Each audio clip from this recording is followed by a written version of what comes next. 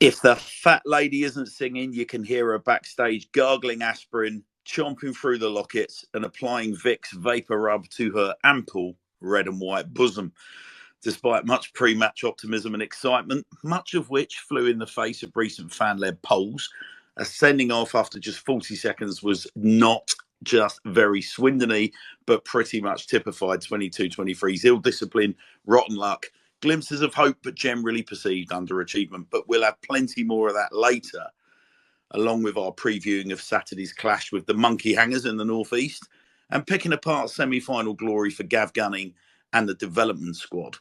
The customary red card and all in the Wiltshire Premier Shield at the Raymac last night. We'll also look back to last Sunday's topsy-turvy defeat versus Moneyfields and previewing the latest clash at the County Ground, this time versus Southampton for Swindon Town women. First, however, I am delighted to introduce one of Swindon's favourite sons, born in the twilight of Swindon Town's 90s golden era and globe-trotting alongside his cult hero, international cap-hogging, England-slaying father. This still surprisingly young and dapper chap, irritatingly lacks an appearance of any note at Swindon Town, despite being a 6'4" monster of a centre-back and boasting a family lineage any Town fan would gush over. Well, he may not rock an aeroplane. He may not have a front of shop soft spot for spectacularly mustachioed management, but for tonight, he's yours. And he's very welcome to his perch at the bar in the Sir Tom Broadbent Lounge. Ladies and gentlemen, it's Markus Fjortoft. How are we, Markus? I'm doing very well, thanks. And after that intro, how could I not be? Well, you're very, very welcome. Markus, you're a bit of an outlier for us. Bit of an outlier because you're the first guest that we've had on the Sir Tom Broadbent Lounge with no formal link to Swindon Town Football Club, apart from the bloody obvious one. Well, there you go. I'm happy to break barriers and be the first. And admittedly, and I know we'll go into this later on, but it's nice for me, having obviously been born in Swindon, to reconnect with the likes of yourself, with the club now, having done commentary and everything. So for me to be able to connect with the various fans and people from Swindon is it's nice. So I'm looking forward to this. You're a disruptor, Markus, is what you are. You're a disruptor, and we love all that. You're very, very welcome. Well, look, Markus, let me introduce you to my slightly slimmed down panel tonight. I've got Ellis. How are we, champ? I am buzzing for this one, Hannahs. How are you? Yeah, very well, very well. And obviously, Ellis, meet Markus. Markus, meet Ellis. Two sporting sons of Swindon, no less. Markus, you got to be careful what you say around Ellis. He's a champion boxer in the offing. Oh wow, okay. So that's the guy I bring out on town if I go to Swindon, huh? Yeah, I'll be your bodyguard. Yeah, love that. And Markus, let me also introduce you to our resident exponent of all things alcoholic. It's Joe. How are we, Joe? Good evening, guys. If Ellis is the guy that you take out with you, Markus, to protect you, I'm the guy to follow around. What a trifecta that is. So, listen, without further ado, so Markus, what we've done, we've put the feelers out to Swindon Town supporters, and we've had a tsunami of questions back that you'll be pleased to know. And I've given them a rough order, so we've got a nice kind of flow through the show, bunched them all together. But this should make for really good entertainment and also provide us with plenty of insights on your quite brilliantly fascinating story. So, are you set, Markus? I'm so ready. All right, well, look, here we go. So the first question, Markus, you're born in December 1994, 3 months before Town cashed in on your dad. Does Swindon still hold any memories of note for you? Well, so January 1994, and the reason I say January 94 because I know how poor my dad was in form preceding that. And so what he always say, and it's a very cute thing to say about your son, but he always says that I was a lucky charm, if you may. And whether that is true or not, I know how, well, the goal drought speaks for itself going into those months. And so when then the second half of the season awaits for Swindon and himself, he's a different kind of player. So that was kind of my first exposure to Swindon, in the sense that things could have been very different if he returned to Norway, which was the plan, as he was going to fight for his World Cup place. But then, thankfully enough for Swindon, for himself, and for his further career, he stayed, and now, well, the legacy speaks for itself. So it's a nice reminder of how fickle and how random football can be at times.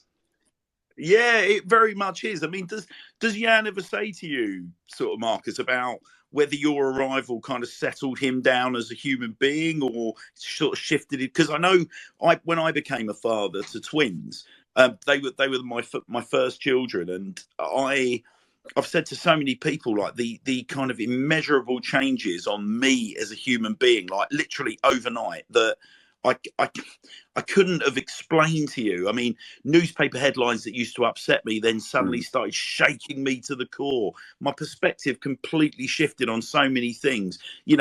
The pressures of paying the mortgage became really, really painful to me.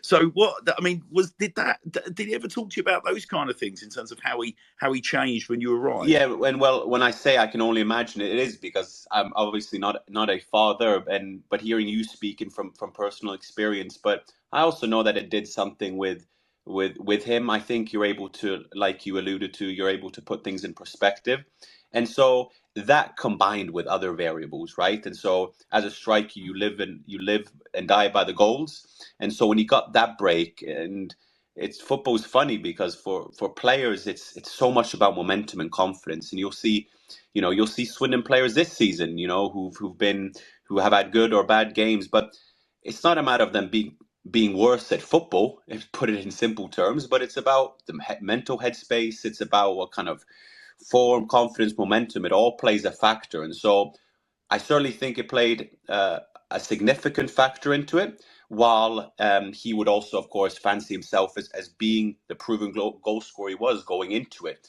And it finally and thankfully, it loosened up, so to speak, come January. And that just happened to be when I was born as well. So,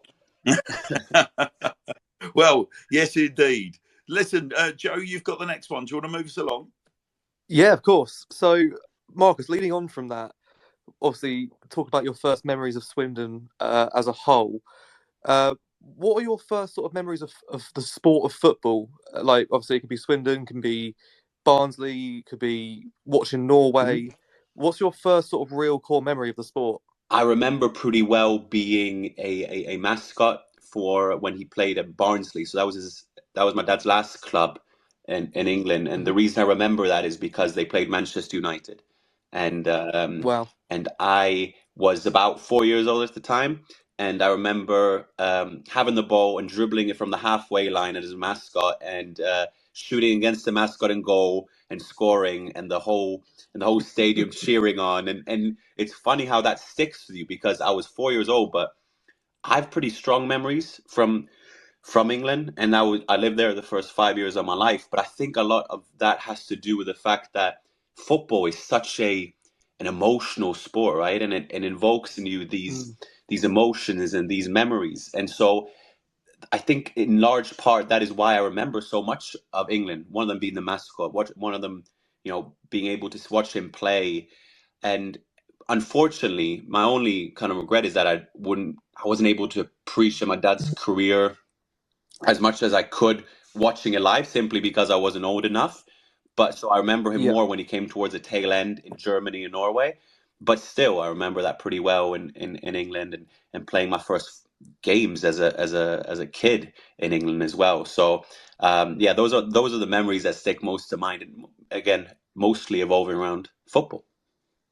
What a memory! What a memory! Marcus, did you walk out with your dad, or were you holding your dad's hand, walking out, and thinking, "God, David Beckham's over there.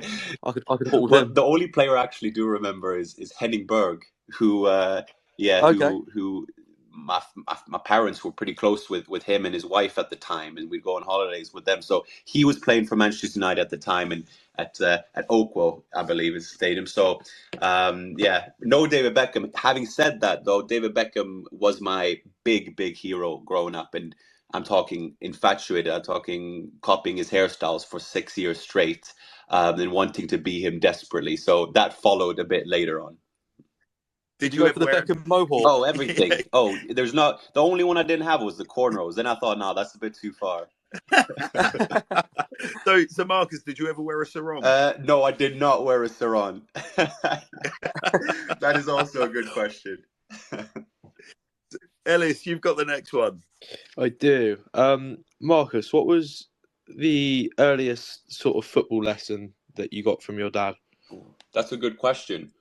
I think it's one which was harps on me throughout and became more and more clear to me the older I got as well, because my dad was never one to push me to play. It was more stemmed from an inner drive. But I think it was just thinking less consequences. I think when you are a child, your world is only so big or so small, however way you look at it. And so he always harped on not thinking too much consequences and playing for fun, while also maintaining a discipline, a seriousness about it. I remember there were only a couple of occasions in which, he saw that I hadn't had fun or I hadn't gone by it the right way. I hadn't put in enough effort. And that's a value thing. It's a standard that you would expect. But having said that, the drive, the desire to play was never forced upon me. I think it was more so being around a football environment and seeing that and wanting to basically, like most of us did when we were growing up, had our dad as our hero and wanted to emulate that in some respects. And then what follows? Well, then, how much you dedicate to the sport and what have you. But lack of not thinking too much consequences, which I think is a good application for the rest of life as well. Marcus, you mentioned, obviously you went on, the next question is going to be about your positioning, but you mentioned your family's relationship with Henning Berg, who was an absolute colossus at the back for United and indeed Blackburn. What had you ever had any advice from sort of people from your dad's sort of professional circle or other Norwegian footballers that your dad might have kind of bumped into and introduced to the family over time? Yeah, definitely. So when my dad was the one who converted me to centre back at around 16, and that was also coincidentally the year that he was coach. He was only, a prop coach for me for 1 or 2 years, and one of them being when I was under 16s. And he said, everyone wants to be a midfielder, Marcus. How about you become a centre back, and then we can figure out from there, and you can play out from the back and what have you. And that served me well. But when you go to Scotland, I don't think they want that much of a ball play centre back. But we can get to that later on. But even still, he was the one there. And I remember that time I would speak to Erland Johnsen, who was at Bayern Munich, Chelsea. He had that infamous tackle against Ryan Giggs. And if you haven't seen it, is Ryan Giggs goes 10 meters into the air following that tackle. And I remember playing and training with his team. And he was a no-nonsense defender. And I think that, coupled with experience, taught me a lot about the demands of a centre-back, which initially you're a bit naive and think you can do it certain ways. And then you will learn and appreciate through experience and through very good strikers you play against what works and what doesn't. Gotcha. Well, so this next question, I mean, God, what we wouldn't have done with you this year, Marcus, a 6'4" whopper of the centre-back. Have you? But this listener has asked: have you ever put your dad into Rose Ed? In Rose Ed? Yeah. Have you ever booted your dad? Oh yes. Well, he is a tremendously provocative player to play against, especially when his knees were working somewhat functionally, because he was very good at playing the dirty tricks, and not illegally speaking, but a smart player. And I think a lot of other defenders got to experience that, but he was very good at getting close contact with you. I'm trying to describe it through the screen here, but would grab the shirt of the opposition defender and kind of use that to swing you around. And I remember that, and that's the last time my dad and I played 1v1 against each other, and I was about 12 or 13, and I lost 10-9 after slipping on the ball as I took him 1v1, and he scored an open goal, and I didn't speak for him for an hour, for a day on a family holiday. So that's the closest I got to, I think, kicking him down. Well, good for you. Joe, along similar lines, Joe, your next question. Yeah. So, Marcus, did your dad ever pull the aeroplane in the garden? Oh yeah, yeah, absolutely. He probably did it after he won that 10-9 game, you know. I just didn't see it because my head was in the grass. But no, yeah, he did. And I think it's funny how something like that of a celebration becomes such a part of a player and what he did. And I believe the story goes is that I think my dad, if you see the other goals he scored, I think he done a lot of other funny celebrations, and this is probably the better one of them. And then I think it stuck when he saw an older lady, 80 plus, doing the airplane. He thought, okay, that seems to work. Let's stick with that. But yes, yeah, airplane's done plenty of times, and even with the podcast we run now and all the logos we do, we still have that airplane. So no, it's a good celebration. It's mental because it's literally that is like Jan Aage Fjortoft's. That's synonymous I with him, know. isn't it? And you've got like games like FIFA these days, which have the aeroplane as one of the main celebrations in the game. And it's like that's come from your dad. Yeah, no, I know it's crazy. And one of the years, one of the FIFA, and you know, when you're younger, and I've always said this, I come to appreciate my father's achievements the older I got, because when I came up and try and build my career and what have you, and you get to put into context what he actually did. But when you're younger and you see the Norwegian, well, when I played FIFA, I had it on Norwegian, and instead of the airplane, it said just the Fjortoft celebration. And then I thought, wow, Oh, that's amazing. I was like, wow, my dad's actually the shit. You I know? want that in the English version. Pardon? I want Yeah, that on the me English too, version. me too. So I could only share with my American mates. No, sorry, my Norwegian mates. But yeah, Well, I'll make do with the Norwegian one for now. Two things, Marcus. It's lovely seeing, obviously, Fjortoft's bar at the county ground still rocks the aeroplane celebration, as I'm sure you've seen on the paintwork. Yes. And secondly, England's stroke Nigeria's John Fashanu said to say that your dad is a charlatan and that he did it first. Oh, really? I'm sure he did. I'm sure he saw it somewhere, you know. But what do they say? The good artists borrow, great artists steal, huh? So maybe there's some truth in that. Well, you know, some people maybe break the ice, others perfect. How about that? Exactly. Let's put it that way. So, from Ellis, as a son of Swindon yourself, the next question certainly evokes memories for me. Go ahead, pal. Take yours. Yeah. Did your dad ever dunk you at the Oasis swimming pool? No, or maybe he did. I just don't remember. Right. So next one's from me, Marcus. It says, okay, Marcus. So Dad left the UK for life on the main at Eintracht Frankfurt. Did England or Germany feel like home to a young Markus Fjortoft, or did your dad's latter moves back to Lillestrøm and Stabæk mean Norway was your real home? Well, I always say I'm from Norway and love Norway for that. But having lived in Glasgow the last 3 years, having moved now down to London in November, I feel incredibly home in England. And I think that's a lot to do with your upbringing, your childhood. I've spoken to this with my mother as well, who loved raising 2 little kids at the time. We're now 3. In England, I think that's a lot to do with, yeah, like I said, the memories you have, the upbringing you had. And I did an interview in Sheffield towards the tail end of last year, and was able to revisit my home there, which I probably have the strongest memories from because I was around 3 or 4 at the time. Was able to do the same when I went down a couple of weeks ago for the Swindon game when they played Carlisle. And so now the only one missing on that bucket list, so to speak, is Middlesbrough. But yeah, I feel very at home in England, and I can't really see myself moving in a while. And I think that kind of answers the question in reverse, in the sense that, yeah, I always felt pretty home here. Yeah, no, it answers it perfectly. Joe, you got the next one? I do indeed. So your dad earned his last Norway cap in 1998 when you were turning 4.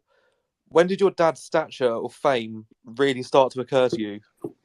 You know, I think there are 2 that immediately strike to mind, and one of them is Swindon, because I remember him going back. This is a while back, when I think he scored a penalty or there was a charity game and whatnot. And I always said this to my dad. I said, why don't you go back to these places more? Because of course it is a buzz being loved and being celebrated for the career, and I think he's been very much about, he loves it and he loves interacting, but he's always been very one to look ahead in a sense too. But I remember saying, oh, but where is this? And this is maybe 10 plus years ago, but I remember seeing a clip on that on YouTube, and I thought, wow, like, and I remember when these rankings came about all time, whether Swindon players or what have you, and you get to see that.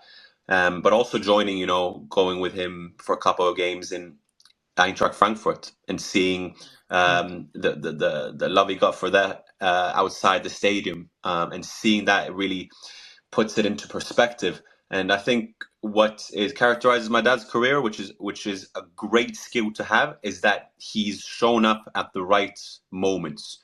So that when he was able to play for Swindon, for instance, and you had 1 year in the Prem, he was able to score a significant number of goals on the second half of the season, mind you. But even Frankfurt was able to score that one goal that was able to keep them up from the Bundesliga. Was able to score that goal that sent Norway to the World Cup, and the list goes on. And I think that's one of those skills that shouldn't be underestimated. And yes, might be right time, right place, but you have to be there, like he always says about other strikers. He's the player that I would liken that sort of sentiment to would be like a Teddy Sheringham. Yeah. Didn't score like an obscene amount of goals, but every goal he scored meant something really special. Oh yeah, I think the story goes is that his house is actually, he's called like Camp Nou. I think that's how the story goes as well. So, and yeah, that is one of those career-defining, life-defining moments. And you know what? I'm there for it, because it shows, whether it shows a mental strength, a physical, what have you. It's a skill. Oh, Marcus, this next question's going to test you. Go on, Ellis. Yeah, Marcus, picture this, right?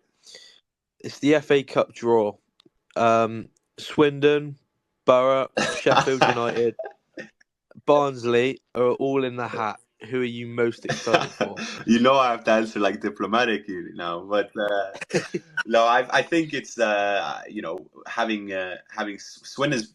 Why I find Swindon is because I'm born in Swindon, and I think nothing can really take you away from that. And also has to be said, lads, and it hurts me to say, but Swindon would be underdogs, having been now in League Two and what have you, and the other teams fighting for. A couple of the other teams fighting for promotion to the Prem. So we support an underdog story. How about that? Yeah, well, that'll do. Listen, you're a son of Swindon, Marcus. You've played the right card. I'm a little suspicious about your answer, but you know what? We'll give you the benefit of the doubt. Sadly, it's true, though. Sadly, it's true. Yeah. So I've got the next question for you, Marcus. So how we talked about a lot of the kind of positives, but how tough is it growing up with a famous footballing dad? This particular listener is saying, like, is it difficult with privacy, a judgmental public? That, your dad obviously cast an enormous shadow because he was a huge personality as well as being a super player. Were there any kind of public or professional assumptions? And indeed, have you got any friends, Marcus, or did you have any friends at any point in your life that were on that journey that were in the same situation? It's a very good question, and it's one that have been asked before, because it is a good question. And my answer probably differs from a lot of others because, admittedly, and I say this in full confidence, but I actually never felt that pressure per se. And I think it's to do with the fact that I was, even as a kid, well, I've played a different position. I was pretty good as a kid, and then you have these illusions. Okay, I'm going to captain Swindon, or I'm going to captain Arsenal, or what have you. But then when I got to that age, and that's why I made some of the career choices I made as well, where I thought, okay, I want as cool as career as my father, but I'll have to do it differently because I'm not going to be able to play a World Cup. I'm not probably going to be able to play in the Premier League. So I never felt that pressure necessarily. And whether that's because of ignorance, whether that's because of, I knew that the chances of me emulating that career would be very slim. But of course, then you'll have people that assume, oh, he got that chance because his father and blah, blah, blah. But the nice thing about football, it's rather meritocratic. So I say, well, so I got to play for this club because I'm his son? And that was never the case. I always felt like I'd earned my opportunities. And I think everyone who who's coached me will say the same as well. But it's significant. Like, I know I was part of this show, thankfully. It was a reality show in Norway, and the competition format was sons or daughters of former professional athletes. And it was 6 of us competing against each other. It was a pretty cool format, but their answers were different than mine. Some of them said, yeah, it was tough and it was hard for me to live up to. So it's definitely a factor. But for me, admittedly, and I say that 100% honesty, I didn't feel it as much. Joe, you got the next one? I do. So we've spoken to a lot of players this season, Marcus, about sort of dressing room vibes and, you know, who's on the DJ, who's got the best music, who's got the worst music. What's on your playlist? Have you got any guilty pleasures, or have you got like a? Is it a fairly, you know? Are you happy to? Yeah, no. I'm a pretty. I love a whole range of music, but when it comes to what I listen to, and if my Spotify, admittedly, when my Spotify came back and it was all Harry Styles and Justin Bieber there, I was like, who am I? But I was like, all right, they call it popular music for a reason. But no, I'm on the whole range of music, anything but like a heavy metal, which, funnily enough, Norway and Scandinavia is pretty known for. But other than that, I'm pretty adaptable, and I have a better half. She's from Kansas, and while she won't say that she listens to it, her family does, and I'll even listen to a little bit of country. So it'll be the whole range. But football dressing rooms will be different. Be a lot of going into games. Will be a lot of techno, you know, a lot of house music to get you going. So that was what you'd mostly listen to in a football change room. That's for sure. So you mentioned your missus there, Marcus. If you don't mind me asking, is she still stateside, or is she sort of come on? She's come on the journey now in recent months. But until then, I was living away from her. When I was, she was letting me pursue my dream, so to speak, in Scotland, where I happened to live with a guy who I both played with in Scotland, but also in America, and went to uni with. So yeah, it worked out. It worked out all right. Is this Kieran McKenna we're talking about? Yes, correct. More of that to come. More of that to come. We've been doing our homework. How's your missus find London versus Kansas? Quite the contrast. Quite the contrast indeed. But love London. I think what nice with London, English speaking, international, plenty of things to do. And what I like about it, there are different pockets of things to do, and Swindon's only 1.5 hours away as well. So it's the best of both worlds. We're not in Kansas anymore, Toto. Yeah, that's very true. You also need to be careful, Marcus, because I live on the London-Kent border, so we're never far from a mutual Guinness tap. No, say less. Ellis, you're next, mate. Yeah. Marcus, when did you know that you were going to have sort of a proper shot at turning pro? Ooh, good question. You know, I had one of those where I went to America when I was 20, and at that point, I played one registered game with the team that I grew up with. So when I was 12 to I was 20, and they played in the Norwegian Championship, but also Norwegian League One. Good place of fostering players, and I think my generation alone, the players I played with for 5-6 years, I think 5 or 6 of us went pro, which is, when you look at the statistics behind it, it's pretty remarkable.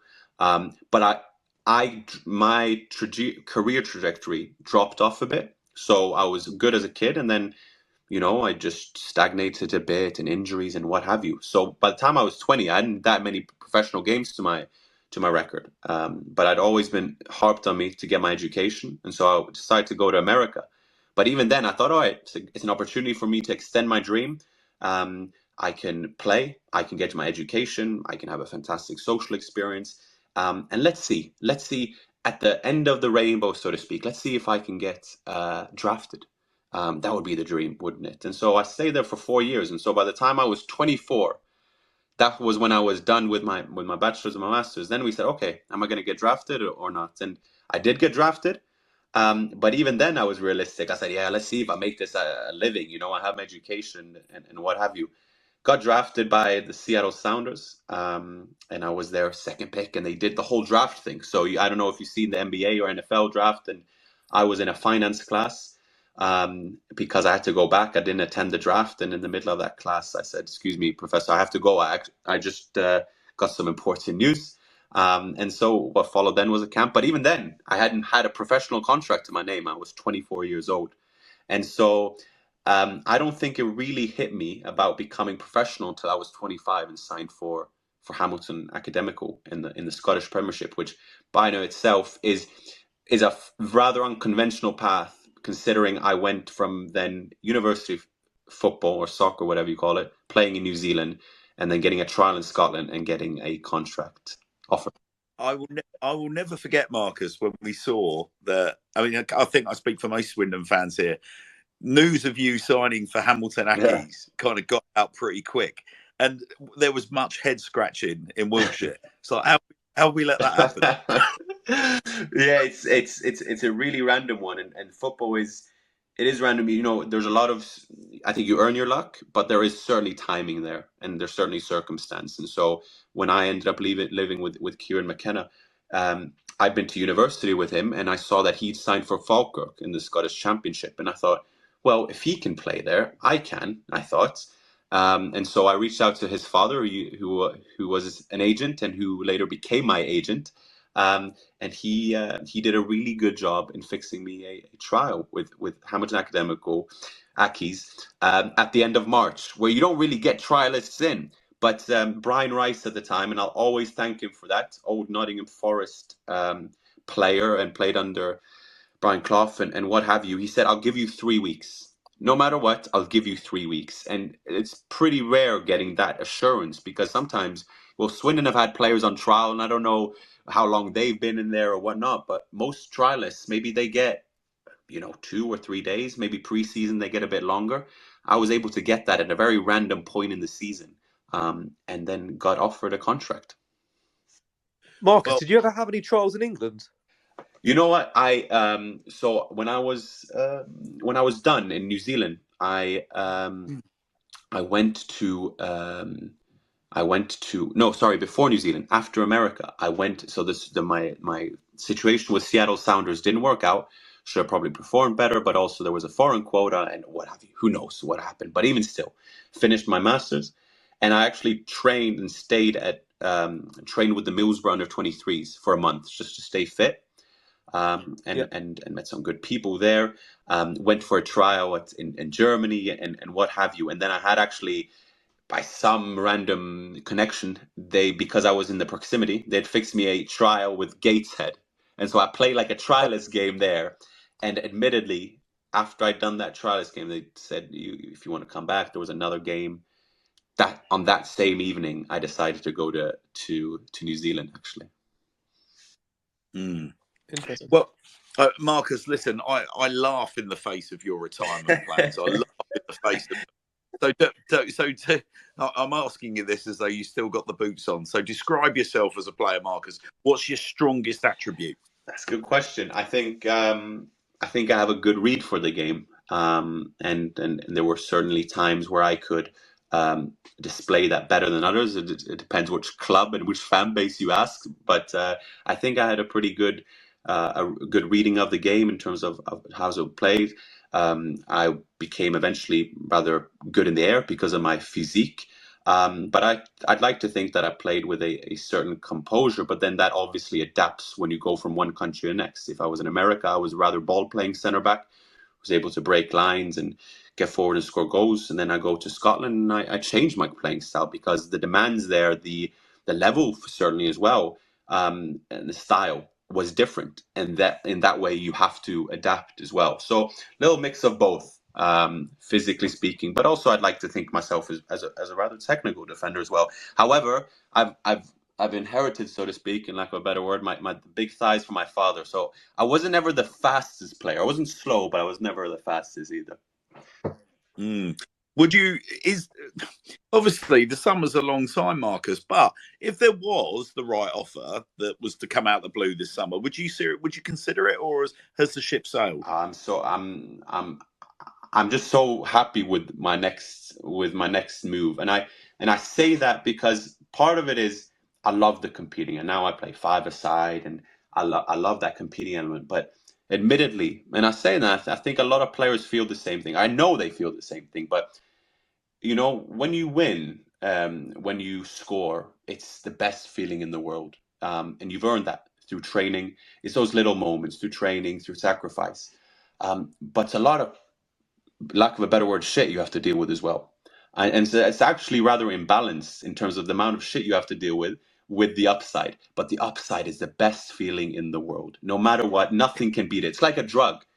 But for me, eventually, you know, it became, I was fortunate. I always say this, I was fortunate enough to pursue a career because I wanted to, and the same applied for when I retired as well. And that's, at that point, I came in different circumstances. Who knows if my time at Ayr United, which was my last club, would have been better? Who knows? But even then, I'm pretty sure I would have called it quits because I was ready. And also, quite frankly, the math didn't add up anymore. The equation didn't add up in terms of what I was sacrificing and what I was getting back from. And people may make their conclusions, at their discretion. Yeah. Well, listen, Marcus, we're at that lovely time in the season where you never know. The Sir Tom Broadbent Lounge might be providing you with an opportunity to get your boots on and finally play at the county ground. We've got a couple of things we're cooking up, Marcus. I would love that. That was the closest I get to it. But it's that would be a childhood dream. Well, wouldn't it be sod's law though? You'll come and play an absolute blinder. Next thing you know, Mr. Morris is into the car park. Now, Marcus, 6'4" centre back. Well, breaks through the lines. Do you know? Who knows? I don't know, Marcus. Who knows? Like I said, I laugh in the face of your retirement, Marcus. Laugh in the face of it. Joe, move us along before I really upset him. We're happy to discuss that further, by the way. It's no problem. You're making me, by the time when we were speaking before this, you're always making me regret my own decisions. That's how good of a job you did. If I played a charity game and I'm being marked by Markus Fjortoft, honestly, I'm going to fake an injury and walk off. There's no chance. Marcus, does your dad still get the boots on leading on from that? Obviously, like, you know, you said that he's got a bit of a dodgy knee or knees these days. He can still, he has a bit still, doesn't he? Yeah, I mean, he you know, he always says he has still the idea of the execution, but the execution itself is lacking. And I think that's just simply because of how the body works out. I think his knees just, the cartilage in his knees just wore out. And so he would play, and he's played some charity games now, but they're becoming less and less frequent. That is for sure. But I remember him play. But funnily enough, he also became better on his left foot after his retirement as well, because his right knee was completely gone. But he always had a good technique on him and a fantastic finisher, obviously, as well. So maybe I'm bound for a 1v1 against him soon enough and get my revenge.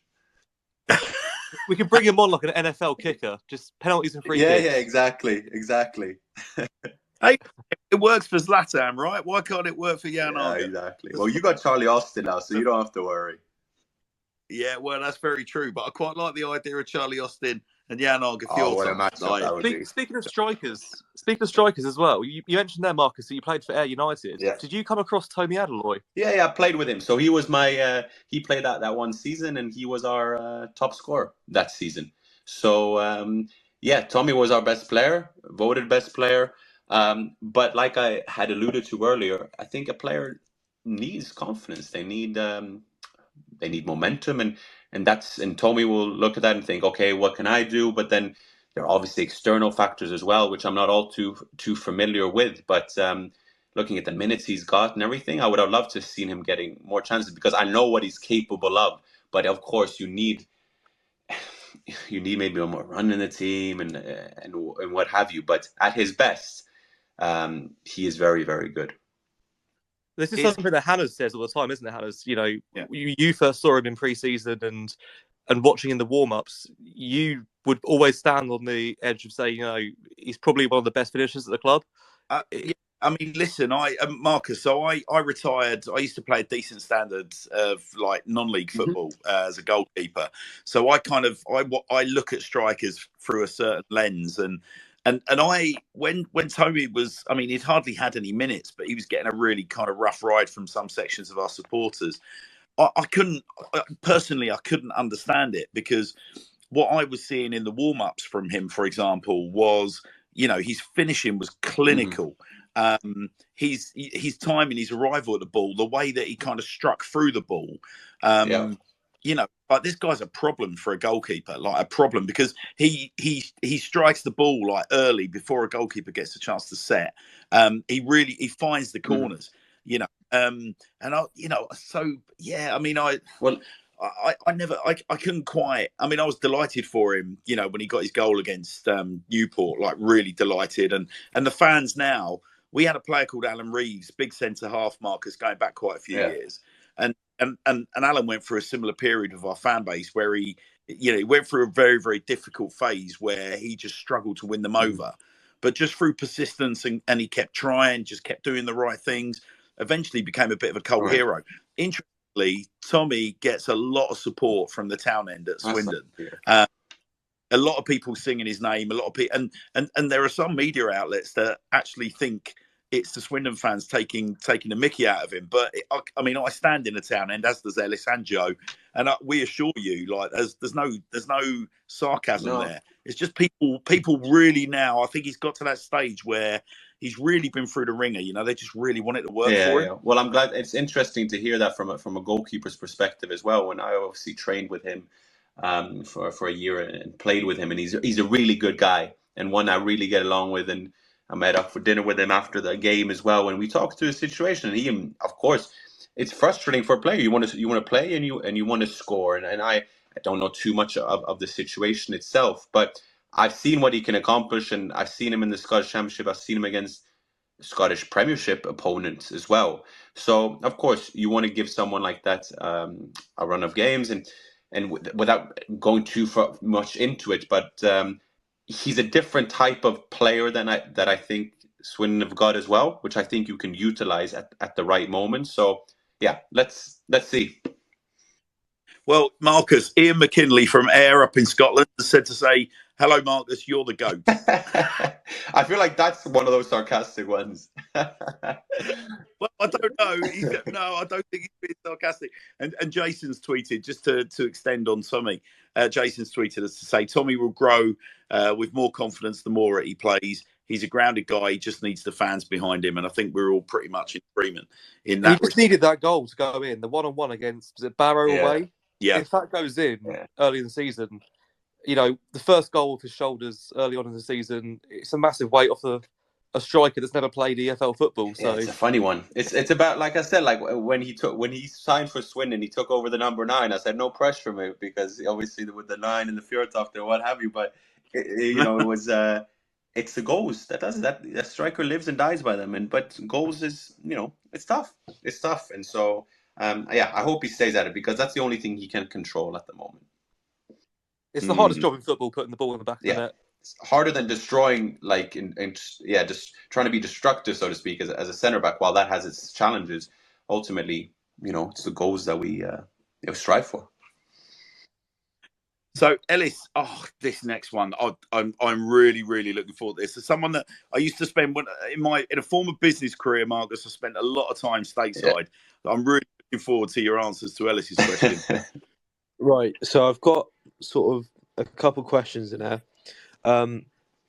So you had nearly 100 appearances at the fabled Duke College in North Carolina. So sort of how did that move come about? How difficult was it to sort of move there and, you know, settle down and study? And what was the US crowds like? Yeah, this question, I think, is an interesting question in the sense that it's a path that, while I'm careful to say people have to do, it was certainly a path that worked really well for me. The way I arrived to it, and I've alluded to it just briefly, was the fact that at some point you realize, I might not play Premier League, I might not become Norwegian national team player or what have you, but I would really love to continue playing football at a high level and see where it goes.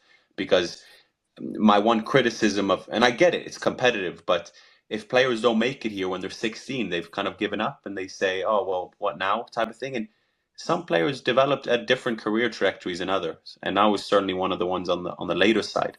And so when I went to Duke, or I looked at Duke, I was reaching out and I saw other friends who had done it. And it actually started with my father reaching out to Robbie Mustoe. I don't know if you remember him, but he was a midfielder at Borough. who had moved over to America. And I had a chat with him, and he said, "Well, what do you want to do?" I would say, "I want to stay East Coast, preferably, but I want to have a good school, good education, but play at as high possible level as possible." He said, "All right, we'll just reach out to all these schools and these I know, and we'll take it from there." And then we're talking like a Duke, a Harvard, Wake Forest, North Carolina, where Michael Jordan went, everything, and just went for the top and saw what bit, so to speak. And it was the most concrete interest was from Duke and John Kerr, who was a son of another John Kerr, who's Scottish. And it came to be that they came to watch me in Spain, where I played for when I was playing for over preseason, and eventually it came to a point in which I was offered a scholarship after much rigorous testing of academics, and you have to have a certain academic standard. And I always say that that's probably one of the best decisions I've ever made in my life, because there's so much that's come from it. Marcus, I spent a lot of time in North Carolina on business. Yeah, because when I used to travel over, my role when I used to run the football magazine 442, and we had 16 editions all around the world. And we were in the process of exploring a partnership with the guys that run soccer.com, who are a huge soccer retailer. So, cleats, as they would call them. So, boots, pads, balls, like literally enormous, beyond enormous. So they were based not far from Chapel Hill. So I spent so much time in Chapel Hill. Unfortunately, I had my cards cloned in Chapel Hill as well. And a couple of adventures where I literally had my wife phoning up saying, "You do realise our bank account has literally just been emptied completely." And I ended up being stranded out there for a while, which wasn't so bad because, the Americans looked after me brilliantly. But it's North Carolina as a place to visit is stunning, Marcus, isn't it? Like, true.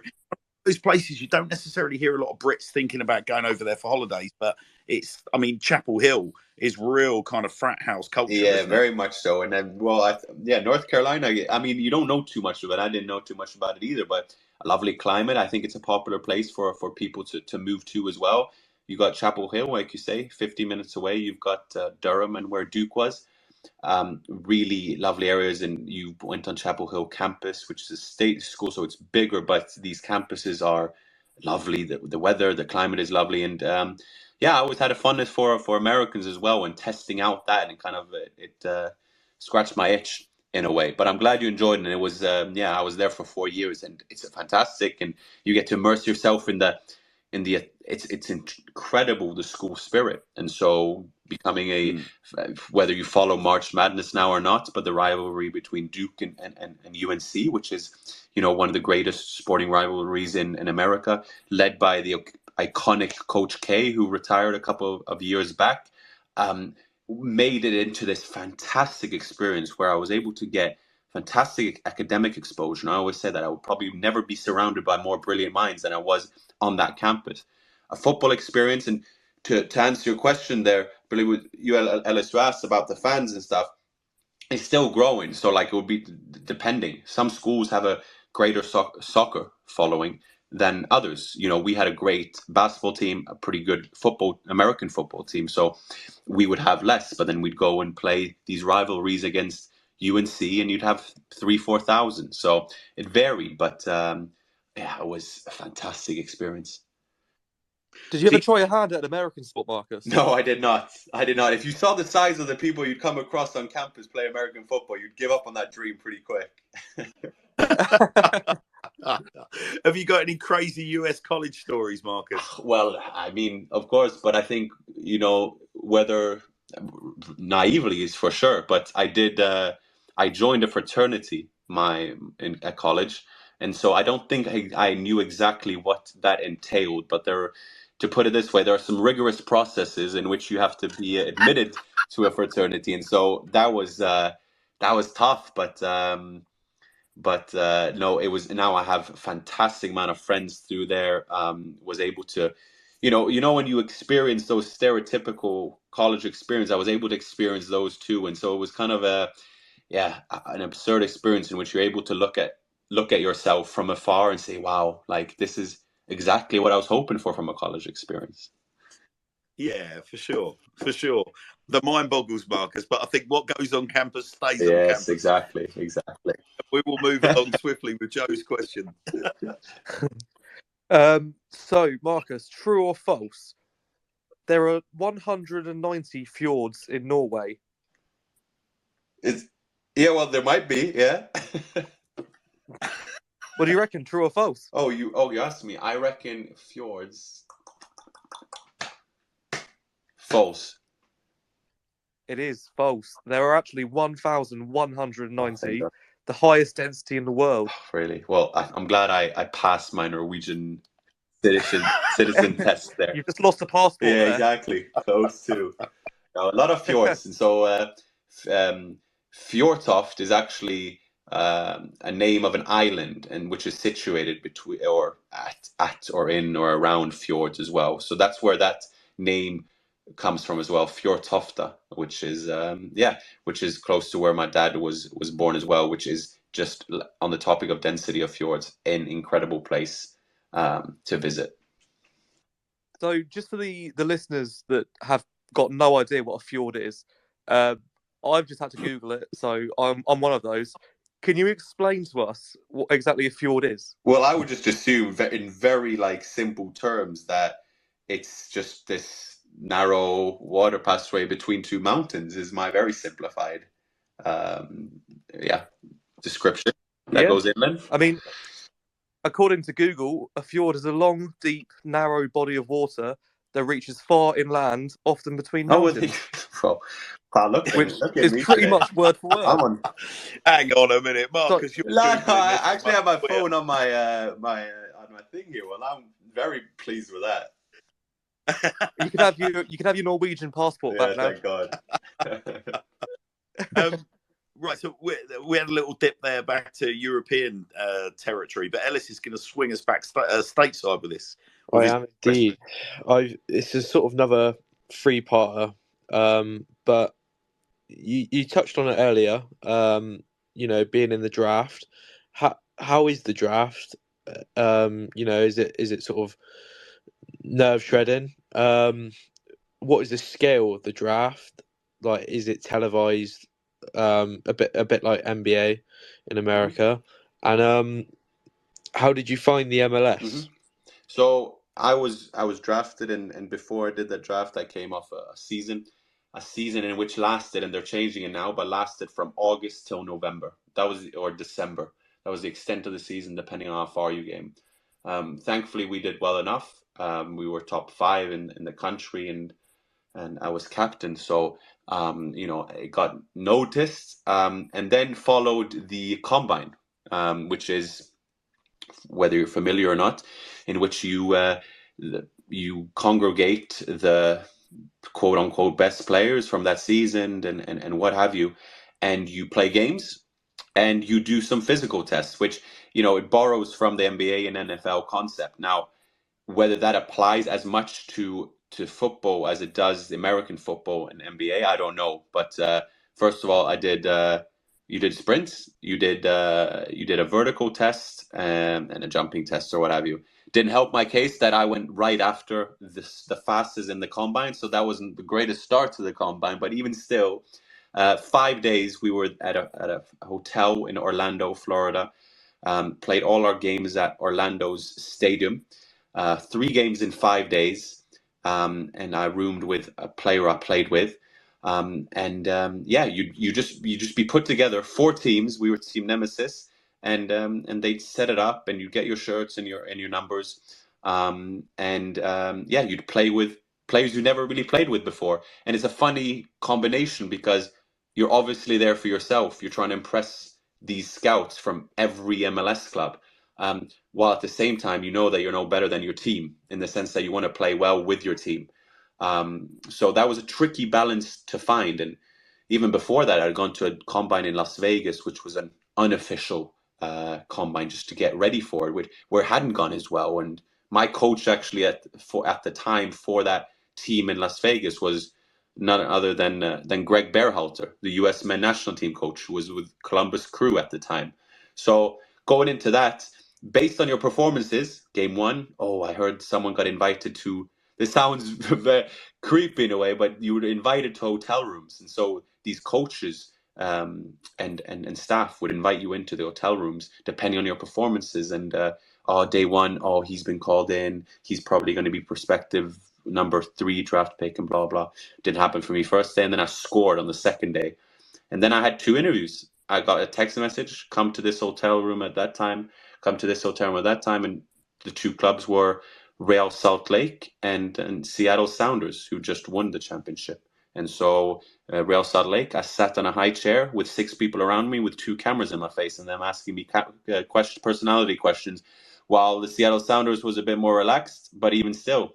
And then a week later, they have the draft. So you made the one appearance for the Sounders, Marcus. As far as my homework tells me, forgive me if that's wrong. What was what? It's fair to say it didn't go fantastically well for you at the Sounders. Or no, what ended up happening is that I actually never got an official game, because even though you get drafted, you don't sign a professional contract. Maybe that is reserved for the top 10 draftees. I was their second pick, but 45th in total, but second pick for the Sounders, which I found to be, I think that's one of the first times I felt like, wow, I actually can make a living here or play professionally, because I knew that they were one of the strongest, if not the strongest franchise in America, and they picked me as their second choice.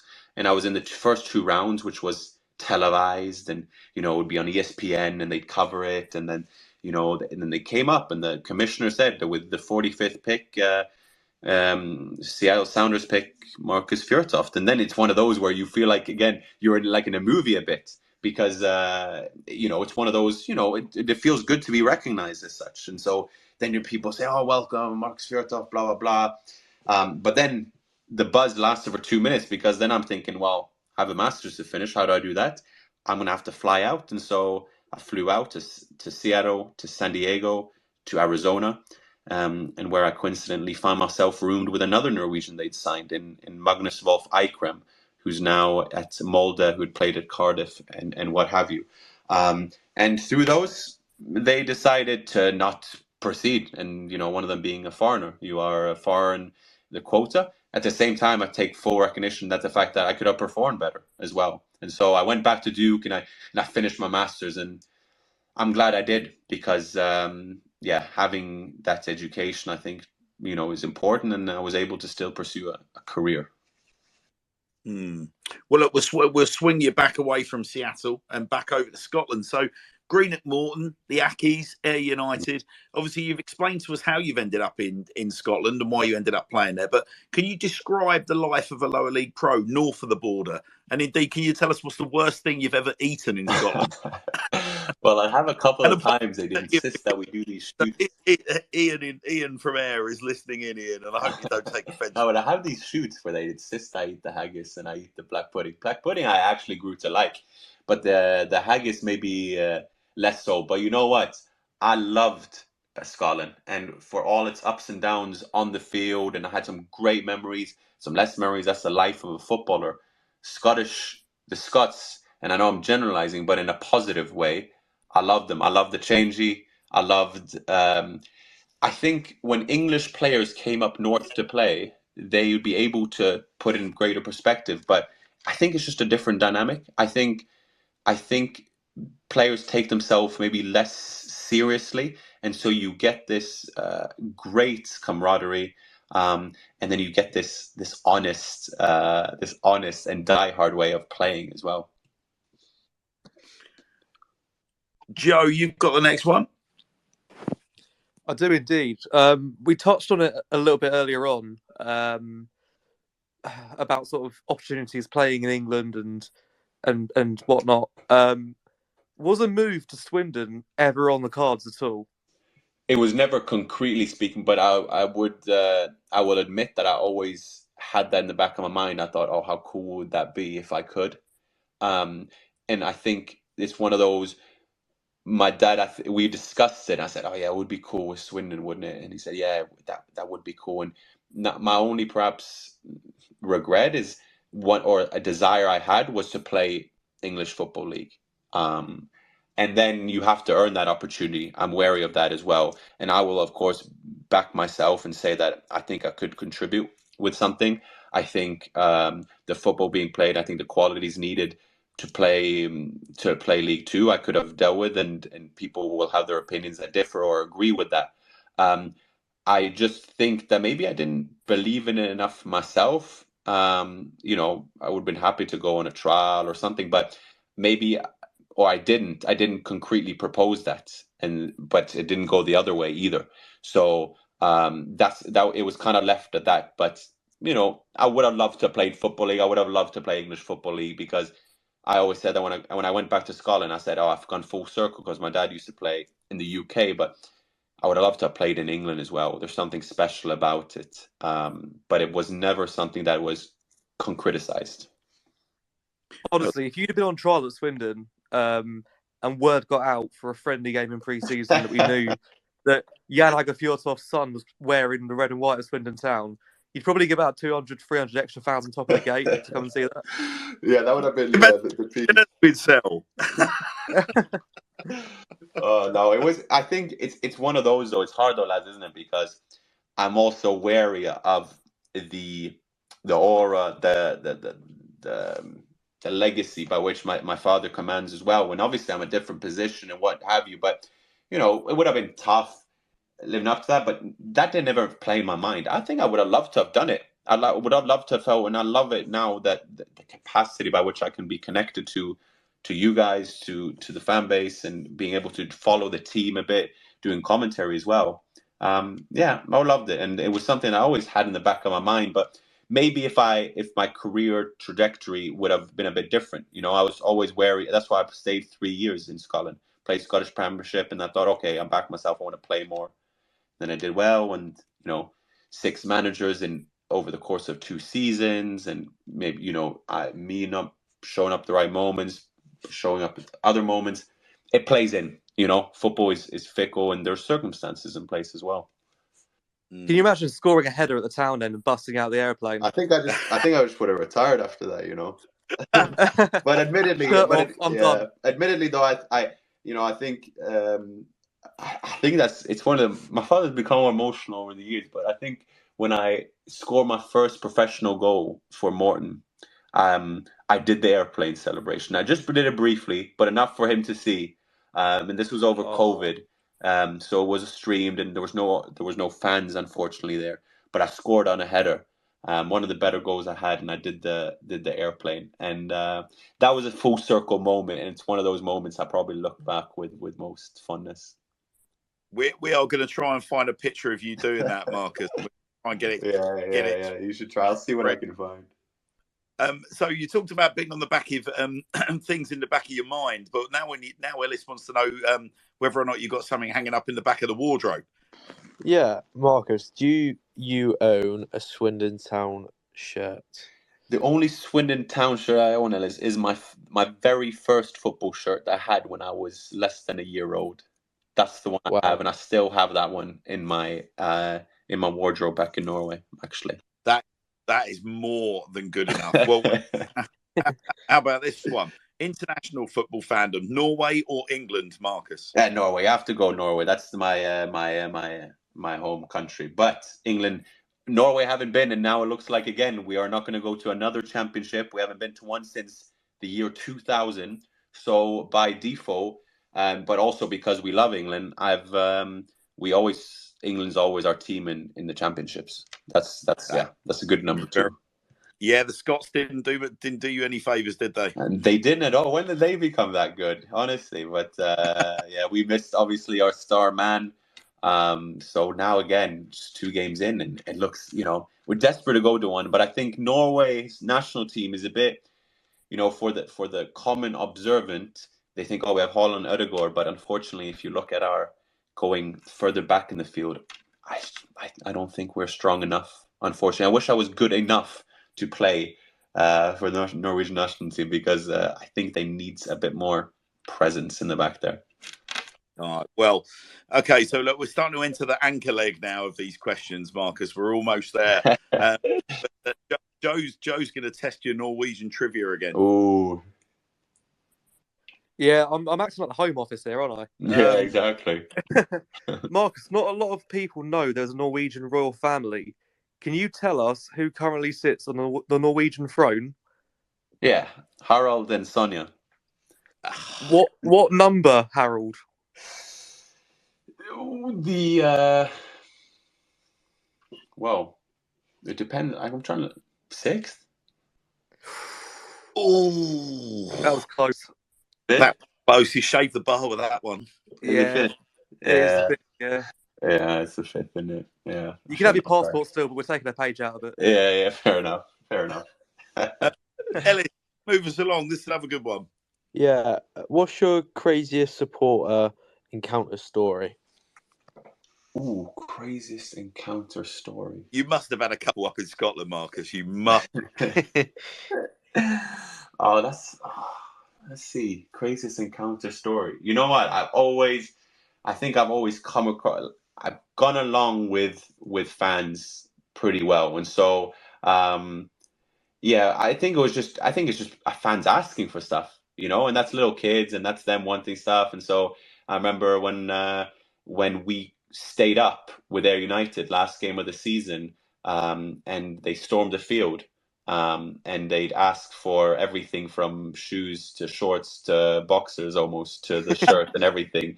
So that was the extent of it, but it's all in good spirits, isn't it? It's just more so the fact that I say, hey, listen, I actually only have two shirts, and one I have to keep here, and the one I actually want to keep for my own reasons. So yeah, I wish I could, but unfortunately not. I'm just imagining fans running on the pitch and going, "Marcus, can you please sign my Iron Brew?" Yes, exactly. Which is, I, by the way, a very good drink. I heard a brilliant story today, actually, about Gary Bannister. His craziest piece of memorabilia he ever received in the post was a banister, and a fan asking him to sign a banister, which he dutifully did and returned it to this fan. So Gary Oh, Bannister signed someone's banister and returned it to them. that is brilliant. And by the way, actually, I was fortunate enough to interview Gary Palace because a part of the PFA Awards, we're interviewing all the previous winners, and he won it. And you can guess, because I know an unhealthy amount of the PFA awards now, but he won the PFA Player of the Year, and you can answer this. What year do you think? Oh my God. I'm going to go with 91. 96. 92. Oh, Yeah, I believe it's but I think it is. So it would be 92. It would be a 91, 92 season, wouldn't it? So yeah. yeah. So I was able to interview him, who, by the way, is a very, very nice guy. So I'm not surprised he did that. Right. Well, okay. So, are there? Next question is from me. Is there any Swindon Town memorabilia hanging up at any of the Fjortoft homes? So my dad hasn't been one for sentimentality, and so he has a lot of shirts hanging in a closet by my room, and that's the extent of it. He's never been. I don't think my mother has allowed him to get anything out except maybe a golden boot, and that's the only thing I've seen. However, he has now bought his parents' home, so they moved out to an apartment just 10 minutes away. But he bought the family house in which he grew up in. And that place has served as a somewhat of a his place, his sanctuary almost. And so there are relics of the past that are hung up there, and that includes shirts and trophies and what have you. So I told him, I said, at some point you got to make it a museum, I think. Yeah, what an amazing. So, like, it's quite interesting how that really juxtaposes, Marcus, with what you were saying about sort of your dad as a personality, like very forward facing. Everything is about progression. Yeah. But there's this wonderful jewel in his story that is the home he grew up in. That is like you say, like a museum. That's a really, really. Oh Yeah, wow. it's funny, isn't it? It's a good observation. I think for him, he comes there, and then that's his hobby, if you may. He's always on the go, and he has this incredible drive, this incredible kind of inclination to create new projects and what have you. And so, and that's why I encourage him to say sometimes, maybe step back. And I think that's where he finds that. But of course, if I go home and when in my room in the closet there, and he has some shirts there from the past, because obviously when he was one of the few foreigners as well coming through the Premier League and all that, and some of the shirts he has there, and I'm able to make him reflect on some of the moments he had, some of the shirts he had, and of course very proud of the Swindon link as well. And I think it's nice for him to see myself connecting with as well, not only because of birthplace, but also because of how his connection to the club. Well, I have just acquired a wonderful piece of Fjortoft memorabilia, which I can't. I'm going to take a picture and I will tweet it shortly. Please do. But I'll make sure that you're tagged in, Marcus. So because it's coming in 2 parts. But it will certainly put a smile on yours and your dad's face when you see it go up on my wall. I'm a fiend, Marcus, for signed football memorabilia. An absolute fiend. My wife absolutely detests it. She's also a Millwall supporter, so I have to tread very, very carefully. Yes. Hang on, your wife's a Millwall supporter. I know, Joe. It's shocking, isn't it? Why have I never heard this before? Well, I like to try and keep it quiet, to be honest, for obvious reasons. But God, yeah. I'll let you try and take it to task if you want, mate. They're a vicious bunch. But so Joe and Ellis, the next 2 questions we've kind of answered, haven't we? So essentially, Marcus, a couple of people have messaged us asking about your relationship with Tommy Adeloye and Ayr United and such like. And Ellis was due to ask you a question about your motivation around your retirement, which you've already talked about. Mm-hmm. So I'll ask you about. Do you have any career regrets, Marcus? You know what? I look back with my career, and if you look at it in straight objective terms, you look at that career and you think, well, that's not, it's all right, but it's not all too much in the traditional sense. No regrets other than the fact that, would I love to have played English Football League? Swindon would have been cool. Maybe I would have pursued that more wholeheartedly, but while I still believe that it was the right time for me to retire. So it's more so I look back on it with proudness, because I know how many people were in doubt that I was ever going to make a professional career. Because when you sign your first professional contract, and yes, I was in college for 4 years, and probably why I signed later on, but I signed my first professional contract properly when I was 25. And so there is, by all traditional terms, it's not very normal. And so I'm happy that I was able to fulfill a childhood dream of playing. And of course you think, oh, I wish I could have performed better. And there's moments. Football is about moments, and there are certainly times in which I've let myself down, whether it's due to myself or other reasons. But all in all, I'm very happy in terms of what I got out of it, because I know how little likelihood there was for me to be able to get the career I was able to have as well. That's my honest analysis, I'd say. Yeah, no, well, listen, I mean, I think that's very open and honest, Marcus. You talk about your career in such a way that you can tell there's no negativity there. You may not have racked up 1,000 games, but at the same time, you can tell you've lived the dream. I appreciate that, and I loved it. And I think my dad always said, and on the topic of the advice he'd give, but I think he had a good ability to appreciate where he was at the moment. So whether it was at Swindon, whether it was with the national team or playing in Germany or what have you, he was able to really digest the moment he was in. And so when he told me that as well, I really took that to heart, because I was aware of how I played in America.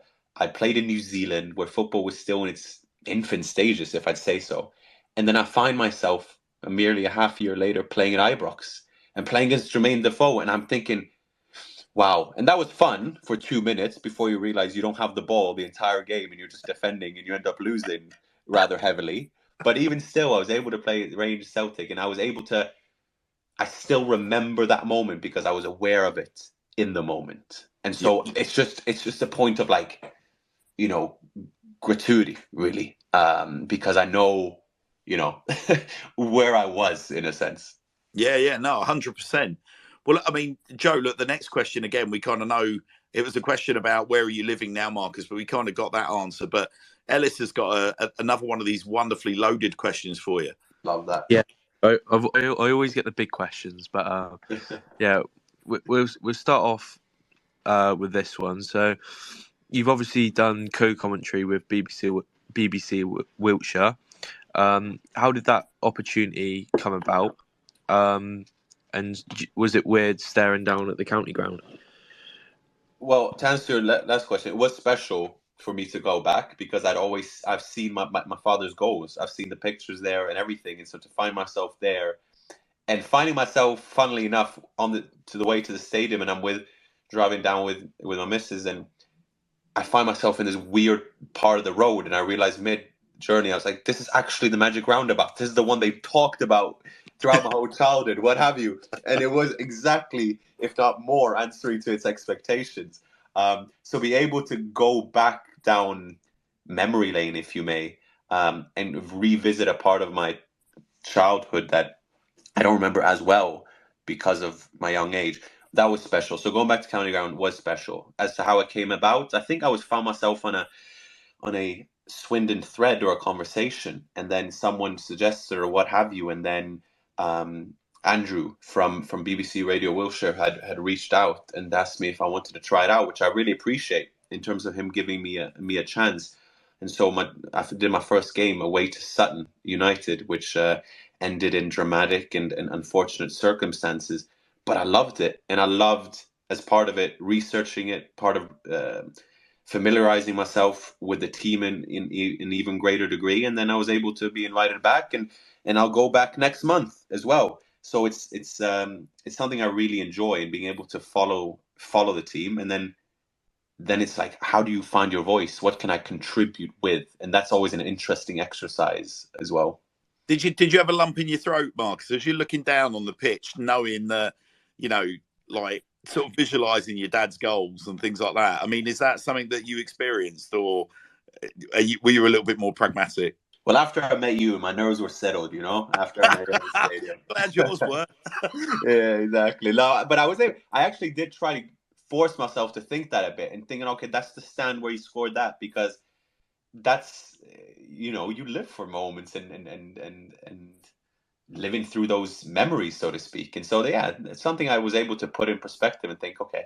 But obviously, when the game is on, you're thinking, okay, you're so focused on the game. But yeah, it was lovely. And meeting people like yourself, being able to say, oh, I watched your father and stuff like that. And it's obviously something I'll go back and retell him. And it makes up to this really, really great experience, and seeing the mural out there. It made for a really special day. I mean, for the listeners' benefit, the conversation between Marcus and I it fascinated me, because I saw this gigantic individual walking through the back of the Arkle stand, and I literally was like, I cast my mind back to seeing your dad lifting you out of a car seat behind the town end the first time I saw you, and I was like, wow, like, you talk about the passage of time. There's me. I literally don't feel any different to what I did back then, but obviously I am. No, I appreciate you coming up there. There was it was nice. A proper passage of time. Yeah, indeed it is. Well, look, the next question is quite a favourite. Most people get asked this when they come onto these kind of shows. What's your favourite cheese? My favourite cheese is I don't know what that, but the Jarlsberg cheese you find but also brown cheese, which Norway is known for. And if you haven't had that, it's a sweeter cheese, and it's lovely with some jam. That is the ultimate cheese, and the cheese we're probably most well known for. A brown cheese, ladies and gentlemen, a brown cheese. We'll look out for a sweet brown cheese that tastes good with a nice relish. That's certainly a first for the show, isn't it? It is a brilliant. The normal cheddar we always get. No. The brown cheese, it's I think it's made from like goat milk, I believe. But that is one of the Norwegian staples. Both the previous Swindon Town managers that we've interviewed have said they've gone down the goat's cheese route, Joe, haven't they? Scott Lindsay was big on, he liked a nice, he asked for a boursin with nuts.